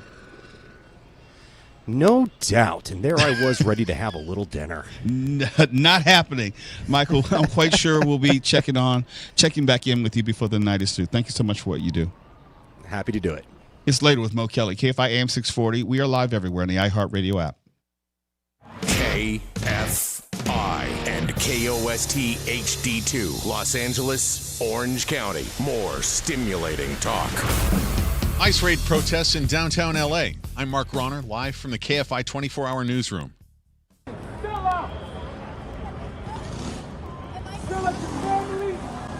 Protests against immigration raids have been escalating in downtown LA, with police beginning to crack down. KFI's Michael Monks is live and still at the scene. Michael? The police officers here in downtown Los Angeles at the intersection of Alameda Street and Temple Streets, close to City Hall, close to Union Station, have told these protesters to go home. The police department has declared this an unlawful assembly. They do seem prepared to act at any moment on those words for folks who have not left, and that will mean they will be forced out. We will see a skirmish line form and push people in the direction that the police determine. This protest down here turned violent hours ago, with protesters attacking federal agents and federal agents returning in kind with less lethal ammunition and some sorts of tear gas and flashbangs. And now the remnants of that protest is still ongoing here in downtown, and we will continue to monitor, bring you the latest. Reporting live, Michael Monks, KFI News. All right, be safe, Michael. LA Mayor Bass has said the city won't stand for the immigration enforcement activities that took place across LA today. She tells NBC4 she's angry about what happened. We are going to fight for all Angelenos, regardless of when they got here, whether they have papers or not. We are a city of immigrants, and this impacts hundreds of thousands of Angelenos. The mayor put out a statement saying her office is in close contact with immigration rights organizations. She says the tactics used by federal agencies sow terror in the community. A man in Huntington Beach has had the police called on him because a neighbor thought he was homeless. Chapman Homburg tells KTLA it may have been because he wasn't looking his best. I am a little disheveled. I haven't gotten ready for the day yet. I have my hair kind of just in my messy bed head, and even my clothes, like my pants were a little baggy. There's a hole in my slipper. The artist says he was embarrassed by the encounter, but also says it's inspired him to fight for change. He says proceeds from his art will go to the Orange County United Way's homeless outreach program. A man from El Salvador, mistakenly deported from Maryland, has been returned to the U.S. to face criminal charges. Now, U.S. Attorney General Pam Bondi says Kilmar Abrego Garcia is accused of human trafficking. The defendant abused undocumented alien females, according to co-conspirators who were under his control while transporting them throughout our country. The Trump administration had admitted previously that Abrego Garcia was deported mistakenly. Now, a federal grand jury has indicted him for allegedly transporting illegal immigrants. Prosecutors in New York have revealed what they say are diary entries written by Luigi Mangione, who's charged with killing United Healthcare CEO Brian Thompson outside a hotel in Manhattan. The new court filing also shows Mangione may have considered a different target with the initials KMD, but decided it would be perceived mostly as sick and do nothing to spread awareness, improve people's lives. ABC's Aaron Katursky says it's not clear what KMD stands for. The court filing also says Mangione watched Thompson months before shooting him in December. A trial date could be set this month. And a second attempt by Tokyo-based InSpace to put a research vehicle on the moon has failed. ABC's Jim Ryan says the descent of the Resilience uncrewed lander appeared to be normal, but then communication was lost. Speaking through a translator, iSpace founder Takeshi Hakamada said, "Based on the conditions as we see now, it may be possible it has hard landing." Hard landing translates to loss of the vehicle and its experiments. He says they'll try again in 2027. Southland weather from KFI. We'll have patchy fog later and lows around 60. Sun will come out by tomorrow afternoon. We'll get highs in the mid-70s, 80 in the valleys, 90 in the IE and AV, and 70 at the beaches. Warming up a few degrees Sunday, and it'll stay pretty much in that area, around 80 in the LA area most of next week. Right now, it is 63 in Orange, 63 in Villa Park, 62 in Sherman Oaks, 64 in Compton, and we're heading to a crash on the 5 in Norwalk. That's heading northbound just before Firestone. It's taking up the carpool and left lane. You'll see traffic stacking up as you approach Carmenita. The southbound side of the 5 in Commerce, coming up to Slauson. Looking at a slow ride there. That's going to start to clear up as you approach the 605. And the 605 northbound in Irwindale, we have a work zone from Live Oak Avenue to the 210. The right lane's coned off, scheduled until 9 in the morning. Some good news on the 10 heading eastbound. Right in West Covina, right at Grand Avenue, stall's been cleared from the 2 right lanes. Your drive is recovering from Citrus. As you make your way on the 405, heading southbound in Torrance, still got a crash there that has the carpool and left lane blocked. That's just before Normandy Avenue, and you're seeing a pretty slow crawl from about Crenshaw. Traveling on the 101 southbound in Hollywood, seeing delays approaching Normandy. It's going to stay busy from there until you reach the 110. With Southern California's most accurate traffic reports, I'm Pedro Moreno. Calling all moms and dads with kids under 12, sign up for Bright Life Kids and get free access to tips, resources, and one-on-one sessions with a behavioral health coach. For all Californians with kids 0 to 12, it's free at brightlife.kids. This time of year, you may see swarms of flying insects, an early sign of termites. Call Pacific Coast Termite at 800-PACIFIC or visit PacificCoastTermite.com for a free inspection. Mention KFI for 10% off treatments and a 2-year guarantee. Certain restrictions apply. You wouldn't trust a butcher to babysit your pet pig. You wouldn't trust a lumberjack to repair your antiques. Or a professional wrestler to be your massage therapist. So why would you trust anyone but AMCO to fix your car?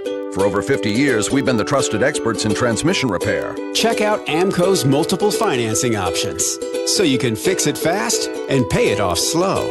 AA MCO. Ready to order? Yes. We're earning unlimited 3% cash back on dining and entertainment with the Capital One Saver Card, so let's just get one of everything. Everything? Fire everything! The Capital One Saver Card is at table 27 and they're earning unlimited 3% cash back. Yes, Chef! This is so nice. Had a feeling you'd want 3% cash back on dessert. Ooh, tiramisu! Earn unlimited 3% cash back on dining and entertainment with the Capital One Saver Card. Capital One, what's in your wallet? Terms apply. See CapitalOne.com for details. If you're into true crime Tonight will be your new obsession. We're unpacking the latest true crime headlines with our team of experts, covering all of the major trials that are heating up this summer. From the team that brought you the Piketon Massacre and Murder 101, it's a first-of-its-kind live interactive true crime radio show. 5 nights a week, we go live with bold opinions, expert insight, and real-time listener call-ins. Open your free iHeartRadio app, search True Crime Tonight, and start listening now.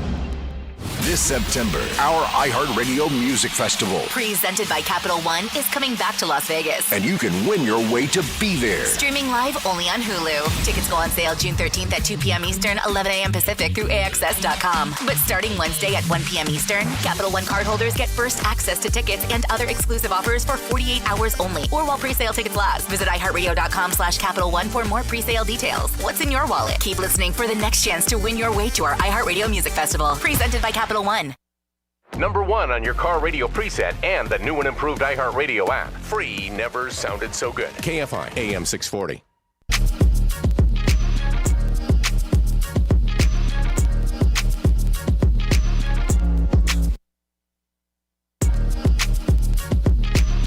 KFI AM 640. It's Later with Mo Kelly as we continue our coverage of what's happening downtown with the protests in the wake of the immigration raids earlier today.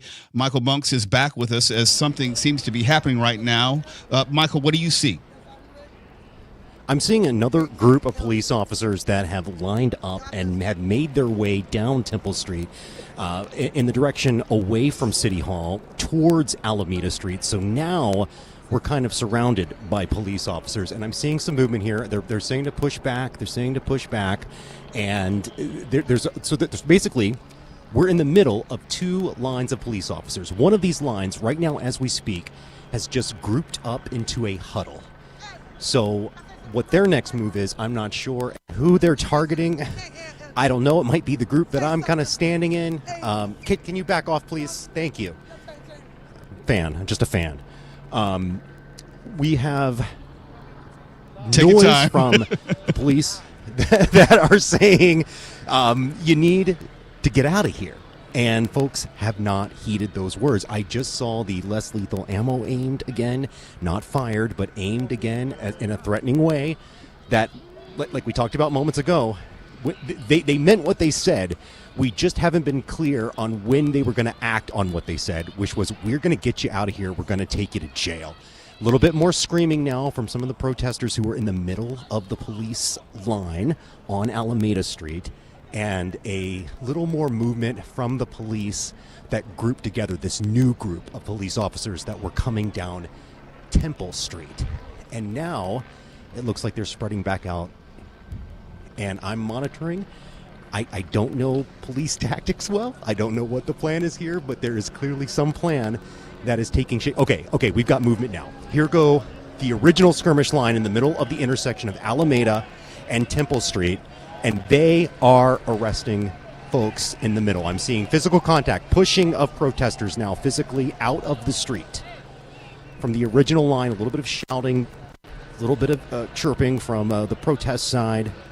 The police have now moved closer to them. Now the skirmish line has stopped in the middle of the intersection, and they are closer to the protesters than they were before, even after that push of at least one of them.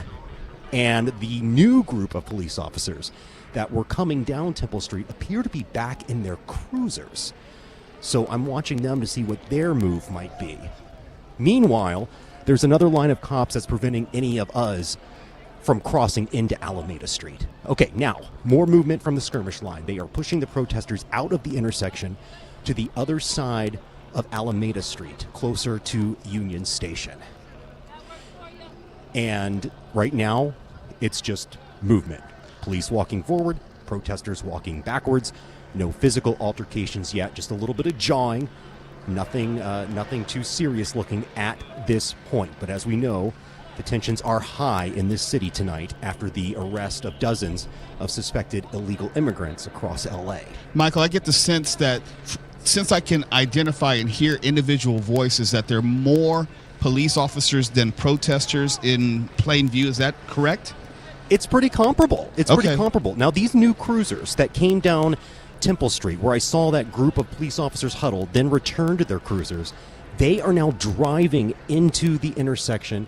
They are turning right on Alameda towards Union Station. So what their next move is, I'm not sure. When you are... But they have just all, in a parade, made a right turn together. Okay. Is there... the police are moving forward. Are they encountering any resistance at this point? Only light resistance. There was a pretty strong push of one guy in the early movement, and then after that, it was a light, delicate dance across the street.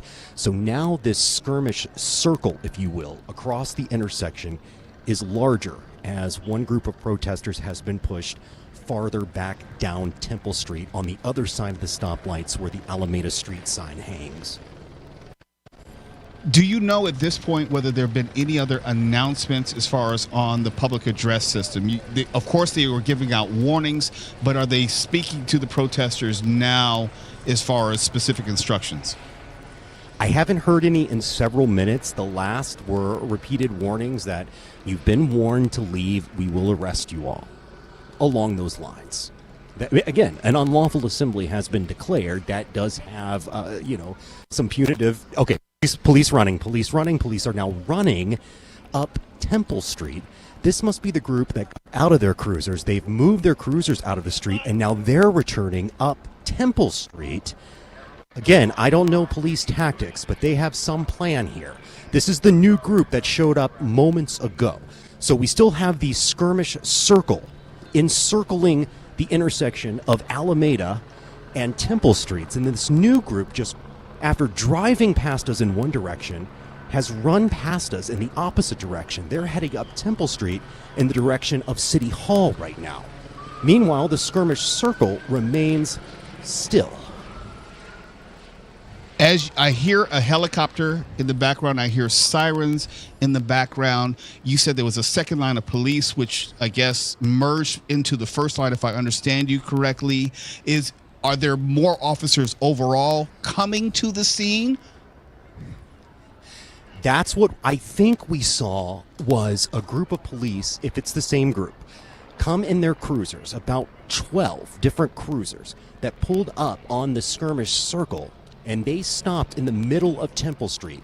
They got out, they formed a line, then they formed a huddle, then they got back in their cruisers, then those cruisers were moved over to Alameda Street, and then from the direction where those cars went, I just saw 8 to 12 officers jog past us together. So they are now headed back up Temple Street, and what their plan is to deal with the crowd here, that remains to be seen. But, you know, they're not making it up as they go along. They have a plan. I don't know what it is, but I have a feeling I'm going to watch it unfold. Has there been any specific aggression that you've seen from protesters? And again, I revert back to what we saw with UCLA. There were protesters throwing water bottles. They were throwing rocks. They were throwing objects. Do you see any of this now, or is it just yelling at officers? It's mostly just jawing, chirping, not a lot of physical altercations, people walking in the wrong direction.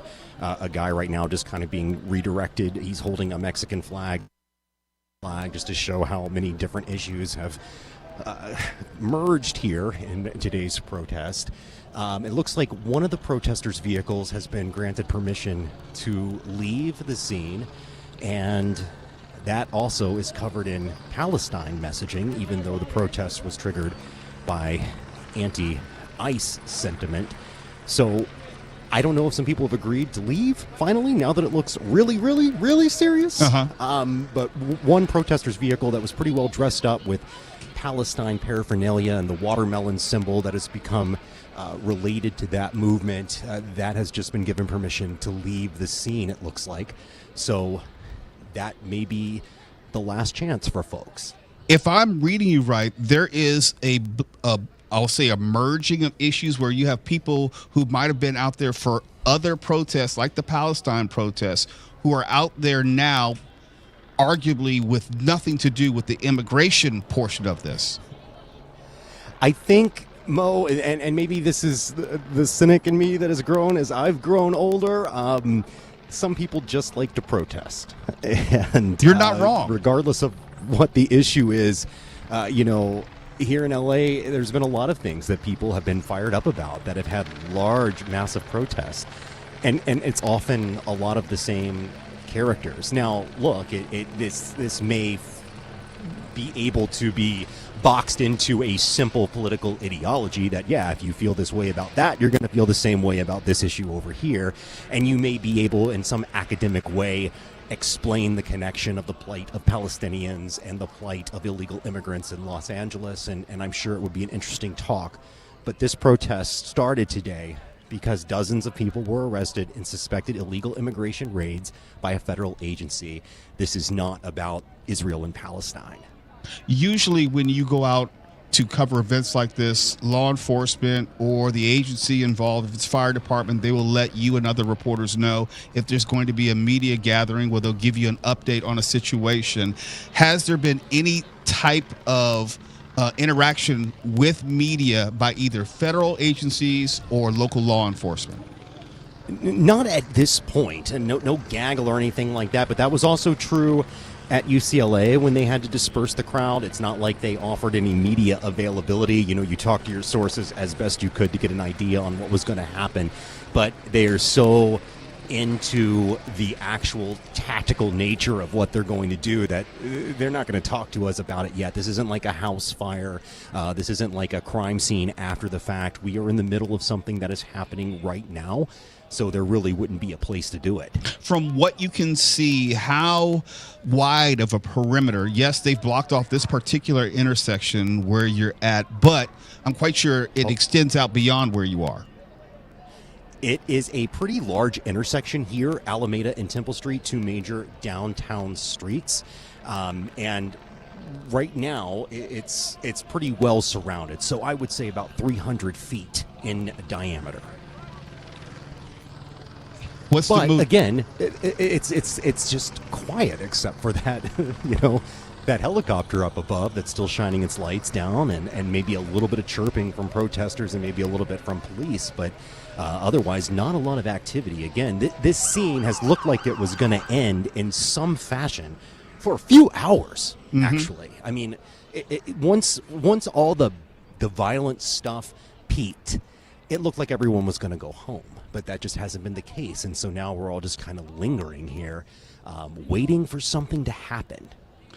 From what you describe, it sounds like we're not in a period at this moment, and that could change obviously with one rock throw, but there's no seeming movement towards escalation by protesters. At least we know that law enforcement, LAPD, is moving forward trying to make sure that people who are on scene, who may be protesters, they may be just instigators, but whoever's out who's not supposed to be there, they're going home. But there's not an escalation at this point. Is that fair? Yeah, not a lot of serious antagonizing going on. There's some obvious resentment here, but nothing like we saw earlier. Again, to go back to the Palestine campus protests from last year, when that really hit the fan at UCLA, when the encampment was encroached upon by the police, when they finally decided they needed to go in there to bust it up, it all happened very suddenly. It was a long standoff like this, and then suddenly a little bit of movement, like we saw, this group of police that showed up here on Temple Street and then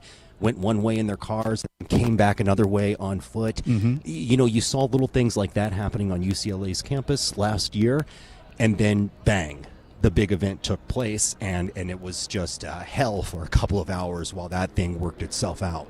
I ask you this question. This is not as big. This is nowhere near as big as that. This seems to be a relatively small crowd. They just happen to be in a pretty significant intersection, and the police need to finish it, or feel they need to finish it. I asked you this question when I talked to you, I don't know, maybe 3 segments ago, so it may run together, but I think the situation may have changed. Since we're not in a period of escalation at this moment, is there a discernible difference in the posture of LAPD? Yes, they're moving forward, but does it seem like it's more aggressive or more casual as they move forward and clear out that space? This group of officers seems to have the instructions at this point to hold a line, and that's basically what they're doing. So they're not letting anybody go past. They're not letting anybody take a wrong turn. There are no cars coming through, and no pedestrians can go to the other side of the street. So whichever side you're on, that's where we're stuck right now. Some protesters are on one side of Alameda, others are on the other side, and that's basically it. But it's not like a strong posture. There's not a lot of puffed chest right now, but they are holding those less lethal firearms, and the folks who have been protesting are at a relatively healthy distance right now. But again, they've been ordered to go home, and they haven't, and that's what the police are waiting for. That's what we're waiting for. How does this end? I ask you this because you have a very particular vantage point, and I also gauge the perception of it by amount of media there. Are you the only person who's able to cover this just because of your proximity, or have there been other news and radio outlets who've managed to get there? How is it being covered? I see a couple of our friends from TV. I see their vans. I don't know where the reporters are stationed or from where they're broadcasting. This is also the type of event that brings out a lot of the live streamers that you might run into on TikTok or Twitter. So you've got a lot of those live streams going. Those tend to be activist and biased in nature, maybe more so than any of us in the media, but that's going on. So there's a lot of live streams. In fact, I was watching a live stream before I decided to come down because I tried to get a feel for whether we needed to be here, and it was just a little unclear because, like I said, this thing looked like it was going to be over. But these can turn on a dime. I happen to live downtown, so it was easy to get over here and park in the secret spot at City Hall and walk to the scene. I got to tell you, there are fewer people here now than there were when we started talking, though. So I think this thing is definitely close to its conclusion. It's just, what will the nature of that conclusion be? That's the question. Tensions were so high today. People are rightfully concerned about how this plays out. Am I right to, as we keep making these comparison comparisons to the pro-Palestine protests on the various campuses, USC, UCLA. Am I right to make the assumption that at the minimum there have been fewer outside agitators who have come into this situation, at least as of yet? Oh, yeah. Now, there did appear to be some looky-loos that showed up to see what was going on. But I think when it looked like the police were going to be making their move moments ago, they left, because you can get caught up in these things.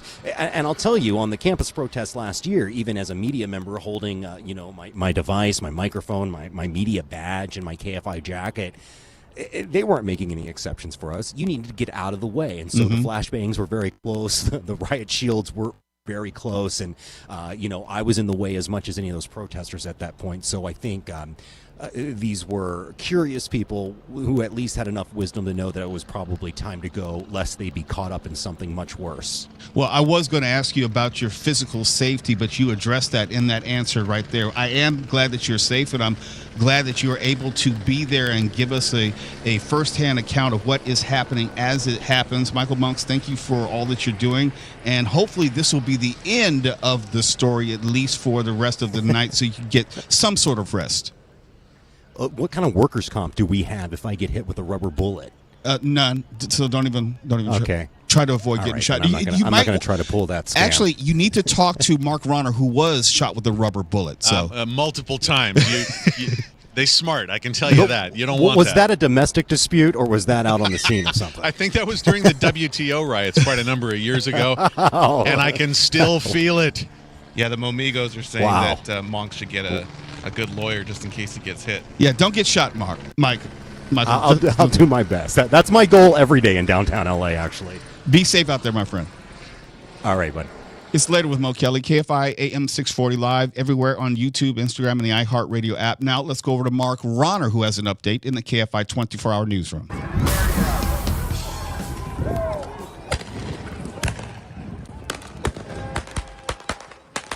A standoff between police and protesters demonstrating against immigration raids appears to have escalated in downtown LA, but hasn't boiled over. KFI's Michael Monks is still live at the scene. Michael?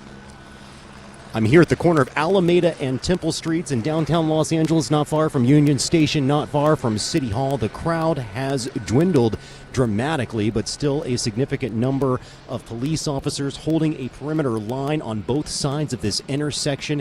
Many calls for this crowd that has shrunk to disperse in full or face arrest. They have not followed through on those threats of arrest yet, and now the standoff continues. This movement inspired earlier by the raids of multiple locations across LA that resulted in the arrest of dozens of suspected illegal immigrants. This was a very violent demonstration at one point outside of a federal building involving federal agents. Now the only folks left, about 24 protesters, about 36 LAPD officers will continue to monitor. Reporting live in downtown LA, Michael Monks, KFI News. The Trump administration has rolled back nearly $500 million in public safety grants awarded to hundreds of organizations nationwide. Democratic Congresswoman Latifah Simon of Northern California says she's worried about the cuts and says it could reverse recent declines in violent crime. Community organizations spend every day, hour after hour, working on the ground in our communities to stop gun violence. Simon says the programs that bring communities and police forces together have been working. A number of groups, including one from California, have filed a class action lawsuit. They're trying to force the government to restore their funding. Israeli Prime Minister Netanyahu says Israel has activated some clans of Palestinians in Gaza that oppose Hamas. His comments yesterday were the first public acknowledgement of Israel backing armed Palestinian groups within Gaza. ABC's Maggie Rulli says some in Israel have criticized the move. There's been many outspoken members of the Israeli government that are saying this plan to aid militia in Gaza is essentially just arming members of crime families in the Gaza Strip. Prime Minister Benjamin Netanyahu says it is only good. It saves the lives of Israeli soldiers. But now Hamas also knows about the armed groups. Southland weather from KFI. Patchy fog tonight, lows around 60. We'll have sun out by tomorrow afternoon with highs in the mid-70s, 80 in the valley, 90 in the IE and AV, and around 70 at the beaches. It'll warm up a few degrees Sunday and should stay right around that territory, around 80 in LA most of next week. Right now it's 62 in Burbank, 63 in Orange, and we got some cones on the 5 in Santa Ana. That's going to be heading southbound. Let me change directions. It's going to be the 55 southbound in Santa Ana. That's from McFadden to MacArthur. The right lane's coned off for road work there, scheduled until 5 in the morning. And as you make your way on the 60 heading eastbound in Pomona, right at Phillips Ranch Road, there's a crash that has the 2 right lanes blocked, causing a busy ride from Diamond Bar Boulevard. And some good news if you're on the 10 heading eastbound in Santa Monica, right at Centinela, a stall's been cleared out of the right lane. Traffic has recovered. With Southern California's most accurate traffic reports, I'm Pedro Moreno.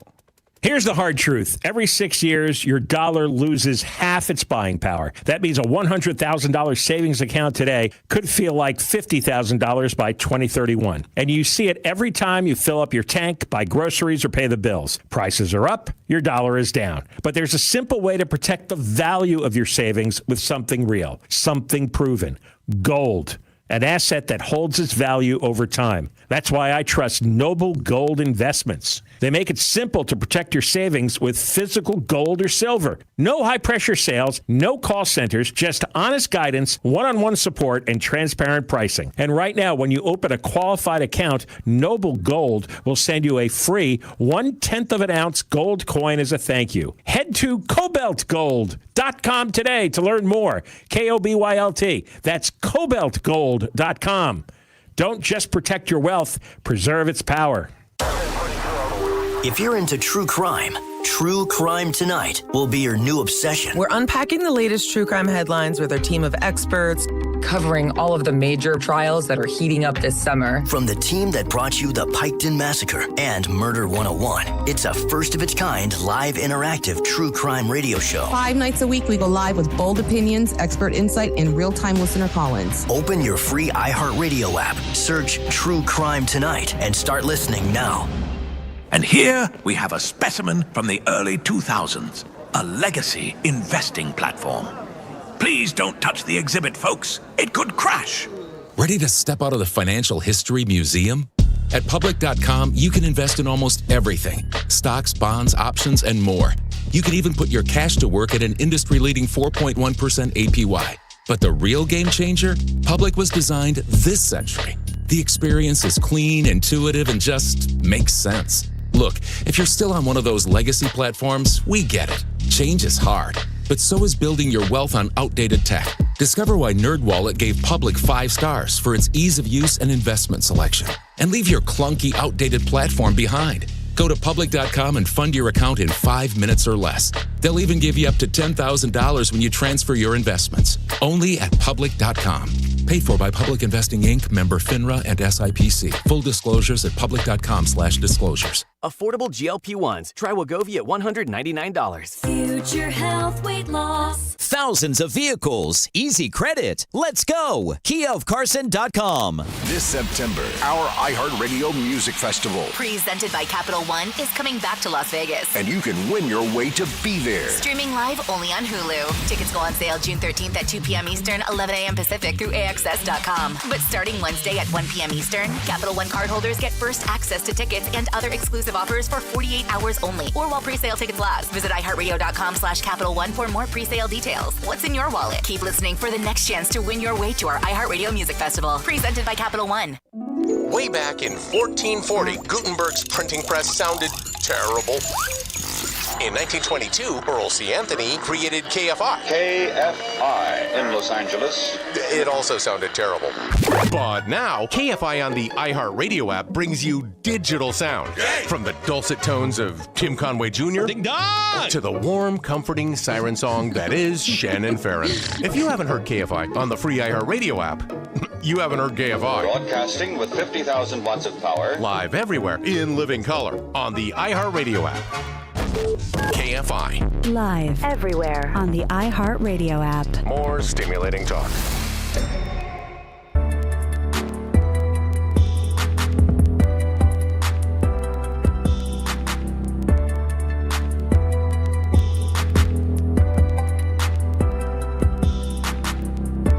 KFI AM 640. Mo Kelly here as we continue to follow the events of what happened earlier today in downtown Los Angeles with the ICE immigration raids. We reported earlier that some 45 people were arrested And I want to always remind people when I say arrested, there are levels of detainment which are not made clear, whether they were arrested for immigration violations, whether they are arrested for obstruction, were they more arrested administratively, detained, and later released. That information, we don't know the specifics of who was arrested for what reasons or why.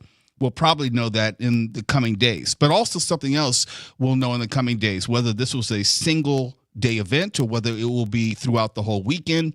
You may have heard I started off the show tonight talking about my final thought from last night, where I was indicating that these ICE raids specifically were coming because it was explained in an intra-office email that the expectation was that ICE arrests were to increase this weekend specifically.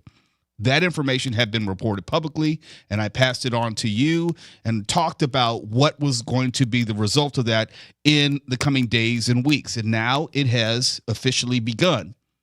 In LA, at least, in downtown LA. We don't know whether it's going to continue tomorrow. I suspect it will because the email from ICE, the internal communications, suggested that this was going to be all weekend long. It doesn't mean it's always, I should say, it's only going to be in LA, but it's going to be different parts of the country, inclusive of LA, and it will probably be all over the weekend. Now, when I was speaking to Michael Monks, who did a fantastic job of reporting on seeing downtown, I was asking him whether there should have been some thought, and I know he couldn't give me his opinion, but I was musing out loud whether there should have been some consideration as to not doing this on a Friday, if only because we know that this was going to lead to some sort of community response. And when you have a community response, be it in the form of protests or just expressions of frustration and anger toward law enforcement or whoever happens to be downtown, you probably would want to avoid doing it, these types of raids on Friday if you're worried about protests, if only because you have people who most likely do not have to go to work the next day, who have a little bit more free time. It's a Friday night, so you have people who also may even be under the influence. It depends on how they learned about the information, when they learned about the information, whether it impacts them personally, if there was someone that they know personally who was detained or arrested. All those factors oftentimes shape the response that we're seeing right now. The good news is it has not escalated to the point where there have been a number of violent clashes in between protesters and police. When we last spoke to Michael Monks a few moments ago, he was giving us the impression that it was de-escalating, although law enforcement, LAPD specifically, was moving forward and following through on their threats of dispersing people. There was an order, dispersal order, which was given, I want to say, maybe in the 7 o'clock hour, if I'm not mistaken. But since then, it is not markedly escalated. That's the good news. And hopefully it will stay that way the rest of the evening. Now, if we use the past as some sort of guide or comparison point, when we talked about the various pro-Palestinian protests, those ebbed and flowed from day to day. Friday might have been one thing, but Saturday, the next day, might have been another thing. In other words, the question is whether what we saw today will continue into the weekend, whether it will continue Saturday night or whether the initial anger will subside if there are no more immigration raids tomorrow. And I think that is going to be the key indicator. If we see more raids, I'm only talking about Los Angeles. If we see more raids tomorrow, then we can reasonably assume we will see more protests tomorrow. The response will be the same. If we don't see immigration raids tomorrow, or if we don't see them in Los Angeles, maybe they're in another city, then the response may be different. But I think it's fair to assume, and this is an assumption, if there are more raids tomorrow, then we will probably see some sort of response from citizenry tomorrow. Now, how that will actually present itself, there's no way to know. But since we are on a weekend, you're more likely to have people who will be out there because they have more time available to participate in situations like these. And so this is why we always ask you to just keep it here on KFI, because we will have the KFI 24-hour newsroom continue to follow this, even though it may not be a specific wall-to-wall coverage like we have right now.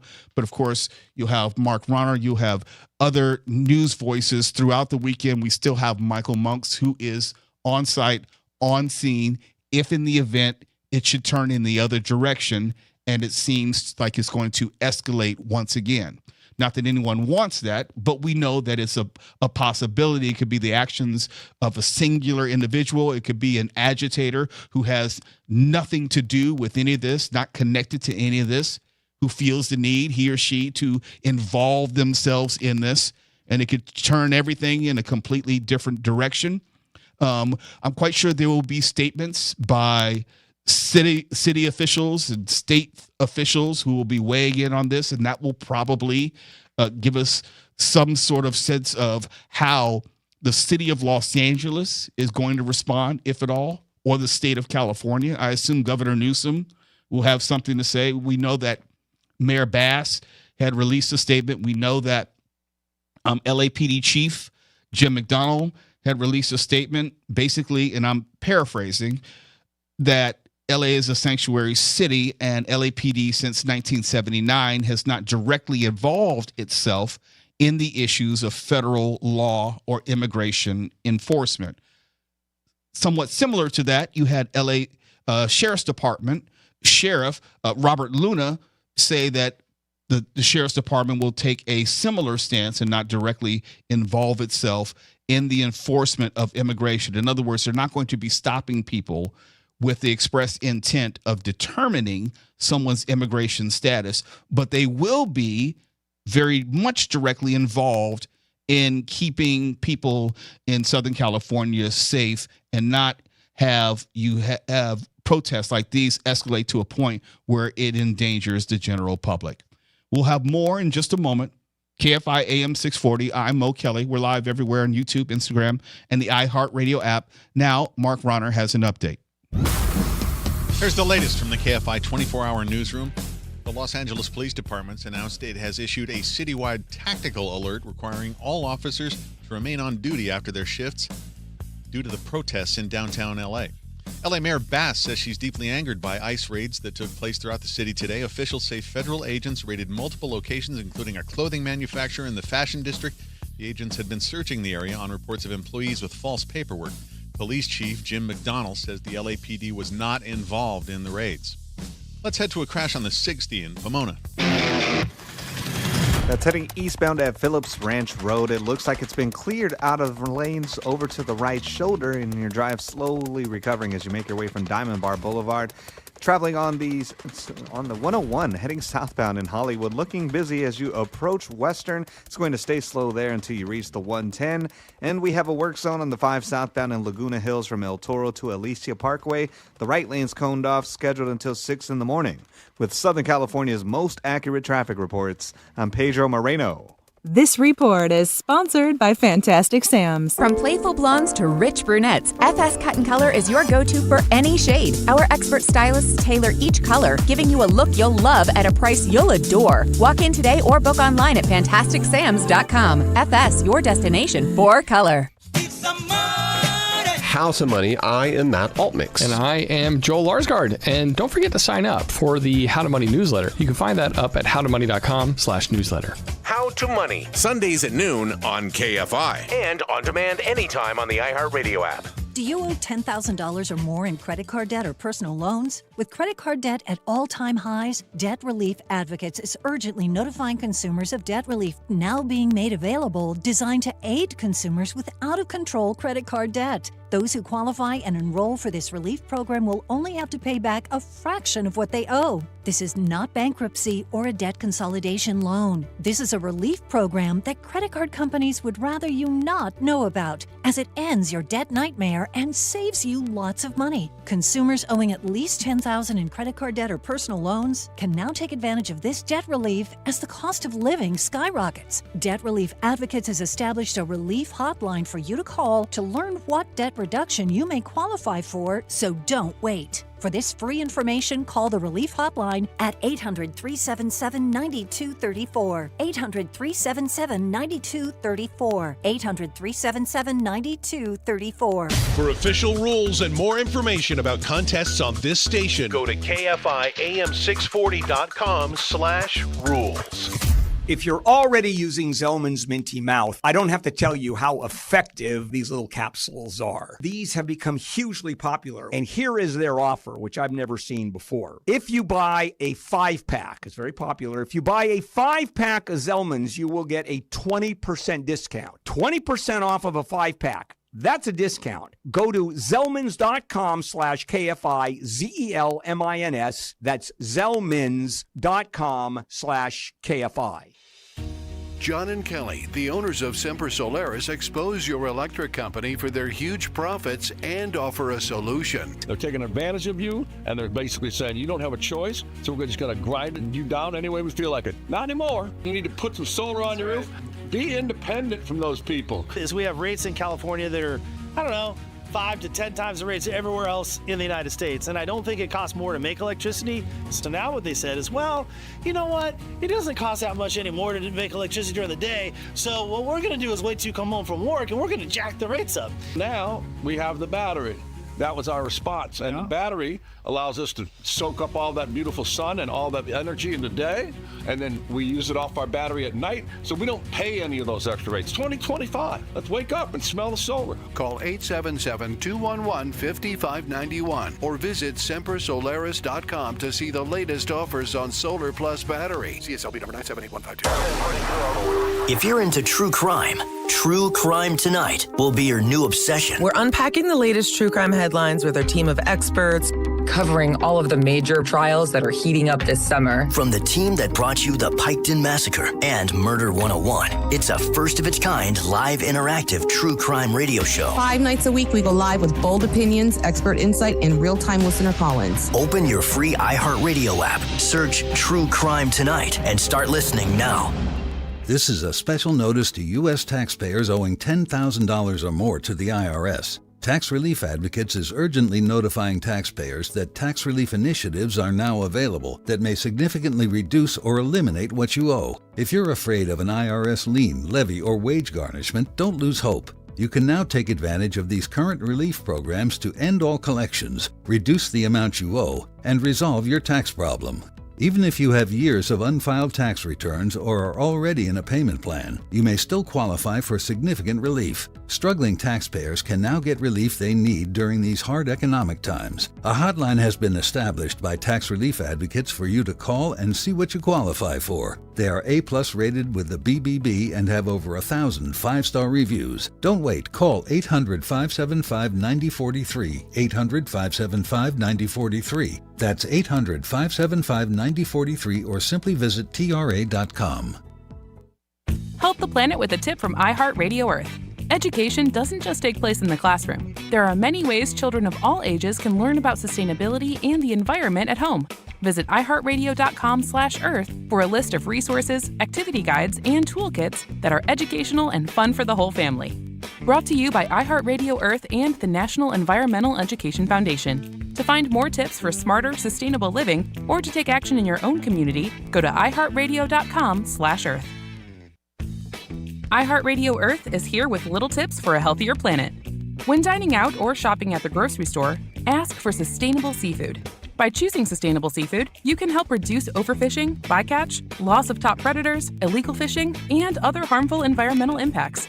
Brought to you by iHeartRadio Earth and the National Environmental Education Foundation. To find more tips for smarter, sustainable living, or to take action in your own community, go to iHeartRadio.com/Earth. This September, our iHeartRadio Music Festival. Presented by Capital One is coming back to Las Vegas. And you can win your way to be there. Streaming live only on Hulu. Tickets go on sale June 13th at 2 p.m. Eastern, 11 a.m. Pacific through AXS.com. But starting Wednesday at 1 p.m. Eastern, Capital One cardholders get first access to tickets and other exclusive offers for 48 hours only, or while pre-sale tickets last. Visit iHeartRadio.com/Capital One for more pre-sale details. What's in your wallet? Keep listening for the next chance to win your way to our iHeartRadio Music Festival. Presented by Capital One. KFI, Los Angeles, broadcasting with 50,000 watts of power, 640 kilohertz. Remember when you used to have a radio to listen to KFI? KFI is on the iHeartRadio app and brings you digital sound. If you haven't heard KFI on the free iHeartRadio app, you haven't heard KFI. AM 640, more stimulating talk. KFI AM 640, more stimulating talk. Hey, it's Conway Show on Monday after 4 p.m. I'm going to tell you what tech neck is, and it's going to affect almost all of us. And don't Google it before Monday at 4. Conway Show, Monday at 4. KFI AM 640. It's Mo Kelly as we continue our live coverage of the events downtown as protests have taken over a certain area of downtown in response to the immigration raids which took place earlier today. And we've been following them mostly with the help of Michael Monks, who's been on scene, and he's going to join us one more time to give us the latest. Michael, tell us, as I've asked you before, what you see and what you hear. Well, the scene where I was at we've got absolute movement right now, but every time I see this movement, and by movement I mean police officers running, it turns out not to be a whole lot. I have moved a block closer towards Union Station. I'm now at 1st and Alameda Streets, outside of the Little Tokyo Arts District Metro Station. That's one of the new metro stations, and that's where all of the police have relocated. The original spot where I was seems to have cleared up, but now the police are standing here in a skirmish circle, definitely standing at the ready in case stuff goes down. I've seen a little chippiness, I've seen a little jawing, but nothing like the violence we saw earlier today. In fact, I don't even know what these police are watching right now. It's hard to get a good vantage point on where the folks are. So, that's a nice comment. Thanks, man. There's still some of us media guys. The police guys have us all surrounded. I still don't know if I'm going to get a rubber bullet to the butt at some point, but this thing looks over to me, and yet it's not. So who they're waiting on, what they're waiting on, it's really unclear. The last of the protesters that I could see kind of got into it with the police about 10 minutes ago, and now I can't see where they've run off to, but the LAPD helicopter is still hovering above, shining its light down, and the police are still standing here in a skirmish circle. Michael, let me ask you said there was some violence that you saw earlier today. If you could tell, what time was that roughly that you're talking about this violence? It was during the commute home, really. So after 5 o'clock is when some of these protesters descended on a federal building in downtown Los Angeles, got into a violent skirmish with police. Okay, wait a second. The police are now moving towards... They're telling us to stay back. But the police are moving towards the Arts District, and I'm going to follow the media here, travel in a pack and see what happens. They don't yell at us. Okay, police are moving. They've let us go past, so I'm kind of following a TV camera. They let me go past here. Don't get shot in the butt. I know. I don't want it, man. So I'm at the top part of the metro station here, and it does look like there are a few protesters left. Police have, but again, I don't know what they're doing. I'm not a police tactician, so it's hard to know why there's this quick bolt of action from the cops and then nothing. So, and really, again, the crowd is nothing like it was earlier. It's barely 24 people from this vantage point. I don't know what I'm missing, Mo.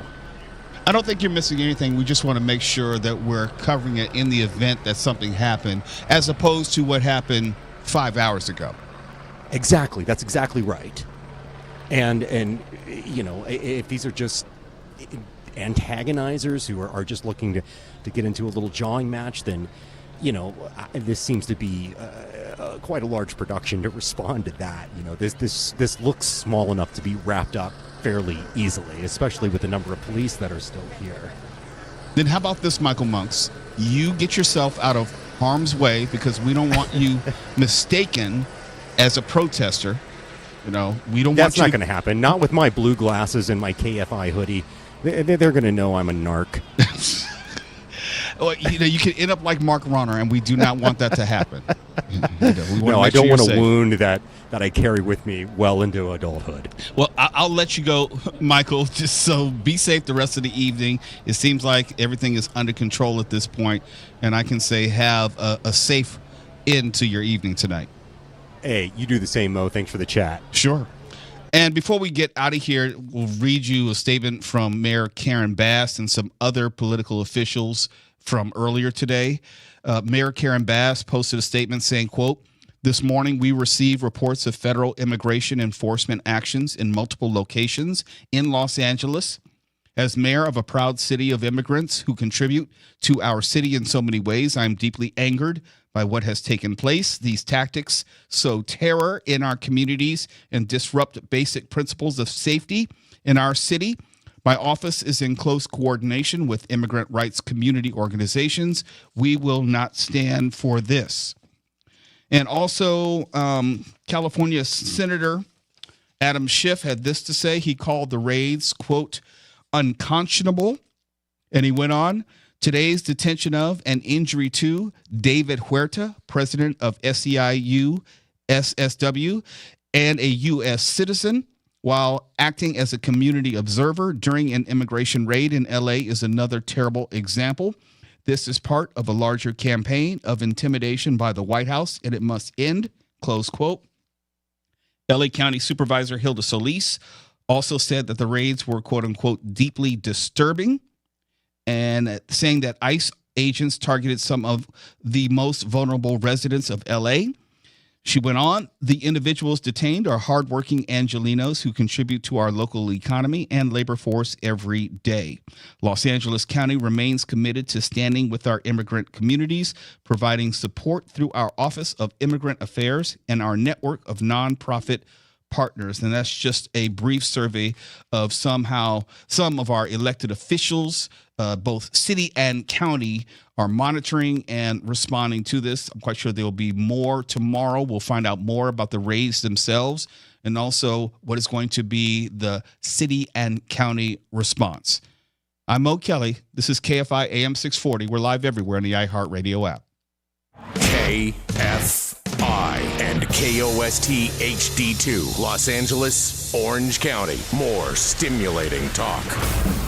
Immigration raids, protests, and police response in L.A. I'm Mark Ronner, live from the KFI 24-hour newsroom.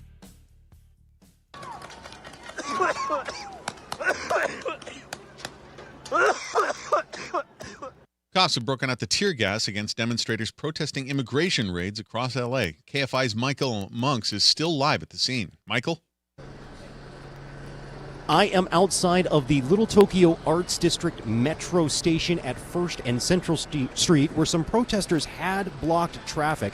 There is only a handful of protesters remaining, yet the police presence is still large. They are still at the ready with their less than lethal artillery and their riot helmets on. But right now it looks like this protest has just about fizzled out after all of that violence earlier in the evening, where we saw protesters and federal agents exchange fire, exchange the throwing of projectiles at one another. Right now, this is starting to fizzle out. Traffic is starting to resume at this very busy downtown Los Angeles intersection, but we will continue to monitor to make sure that this does end peacefully. Reporting live in downtown LA, Michael Monks, KFI News. The LAPD has announced a citywide tactical alert requiring all officers to remain on duty after their shifts due to the protest downtown. Governor Newsom has responded to reports of the SEIU president being arrested during immigration protests. On X, Newsom posted David Huerta is a respected leader, patriot, and advocate for working people. No one should ever be harmed for witnessing government action. An elementary school student from Torrance detained by ICE is being removed from the country. Federal officials confirm that 9-year-old Martir Garcia Lara, a fourth grader at Torrance Elementary School, will be deported back to Honduras. Lara attended an immigration hearing with his father when they were separated, detained, and sent to an immigration facility in Texas. ICE officials told KTLA that in July of 2021, the boy and his father illegally entered the U.S. PTA members and teachers from Lara's school are asking for help because they're concerned for his well-being. Heather Brooker, KFI News. Air quality regulators in Southern California have shot down a proposal to phase out the sale of gas-powered furnaces and water heaters. Orange County Supervisor Janet Wen, who's also on the South Coast Air Quality Management Board, says pressure from the public helped kill the idea. This really comes down to is, the folks that came today who spoke, the folks that were on the line who spoke, hundreds of people, thousands of letters. The issue failed at the management board by a vote of 7-5. Supporters say it would have helped to curb harmful emissions from those gas-powered appliances. Law enforcement may be closing in on a father in Washington state accused of killing his 3 young daughters. Officials are warning cabin owners to lock up while they search for Travis Decker. The sheriff's office is asking people in remote areas to leave their blinds open and keep outside lights turned on while authorities conduct their searches. Police have said Decker is well-versed in wilderness survival. He is a former Army soldier and accused of killing his 3 girls, ages 9, 8, and 5. The search has led to the closure of the Enchantments. It's a region in the Cascade Mountain Range. KFI's Monica Nelson says the police are telling people that the region will be closed until at least June 18th. Southland weather from KFI. Patchy fog tonight with lows around 60. We'll have sun by tomorrow afternoon and highs in the mid-70s, 80 in the valleys, 90 in the IE and AV, and around 70 at the beaches. It'll warm up a few degrees Sunday and should stay around that temperature, around 80 in LA most of next week. Right now, it's 63 in Brea, 63 in San Clemente, 61 in Koreatown, 60 in Agora Hills. Live from the KFI 24-hour newsroom, I'm Mark Ronner. Future Health Weight Loss. Can't afford Ozempic? Think again. Future Health offers Wegovy for $199. It's Ozempic, but FDA approved for weight loss. Get this limited time deal at futurehealth.com today for the best price on the market. No insurance needed, no tricky syringes, just faster weight loss. Visit futurehealth.com, future without the E, to start losing weight this week. Future Health Weight Loss. Data based on independent study sponsored by Future Health. Future Health is not a healthcare services provider. Meds are prescribed at provider's discretion. If you're into true crime tonight will be your new obsession. We're unpacking the latest true crime headlines with our team of experts, covering all of the major trials that are heating up this summer. From the team that brought you the Piketon Massacre and Murder 101, it's a first-of-its-kind live interaction.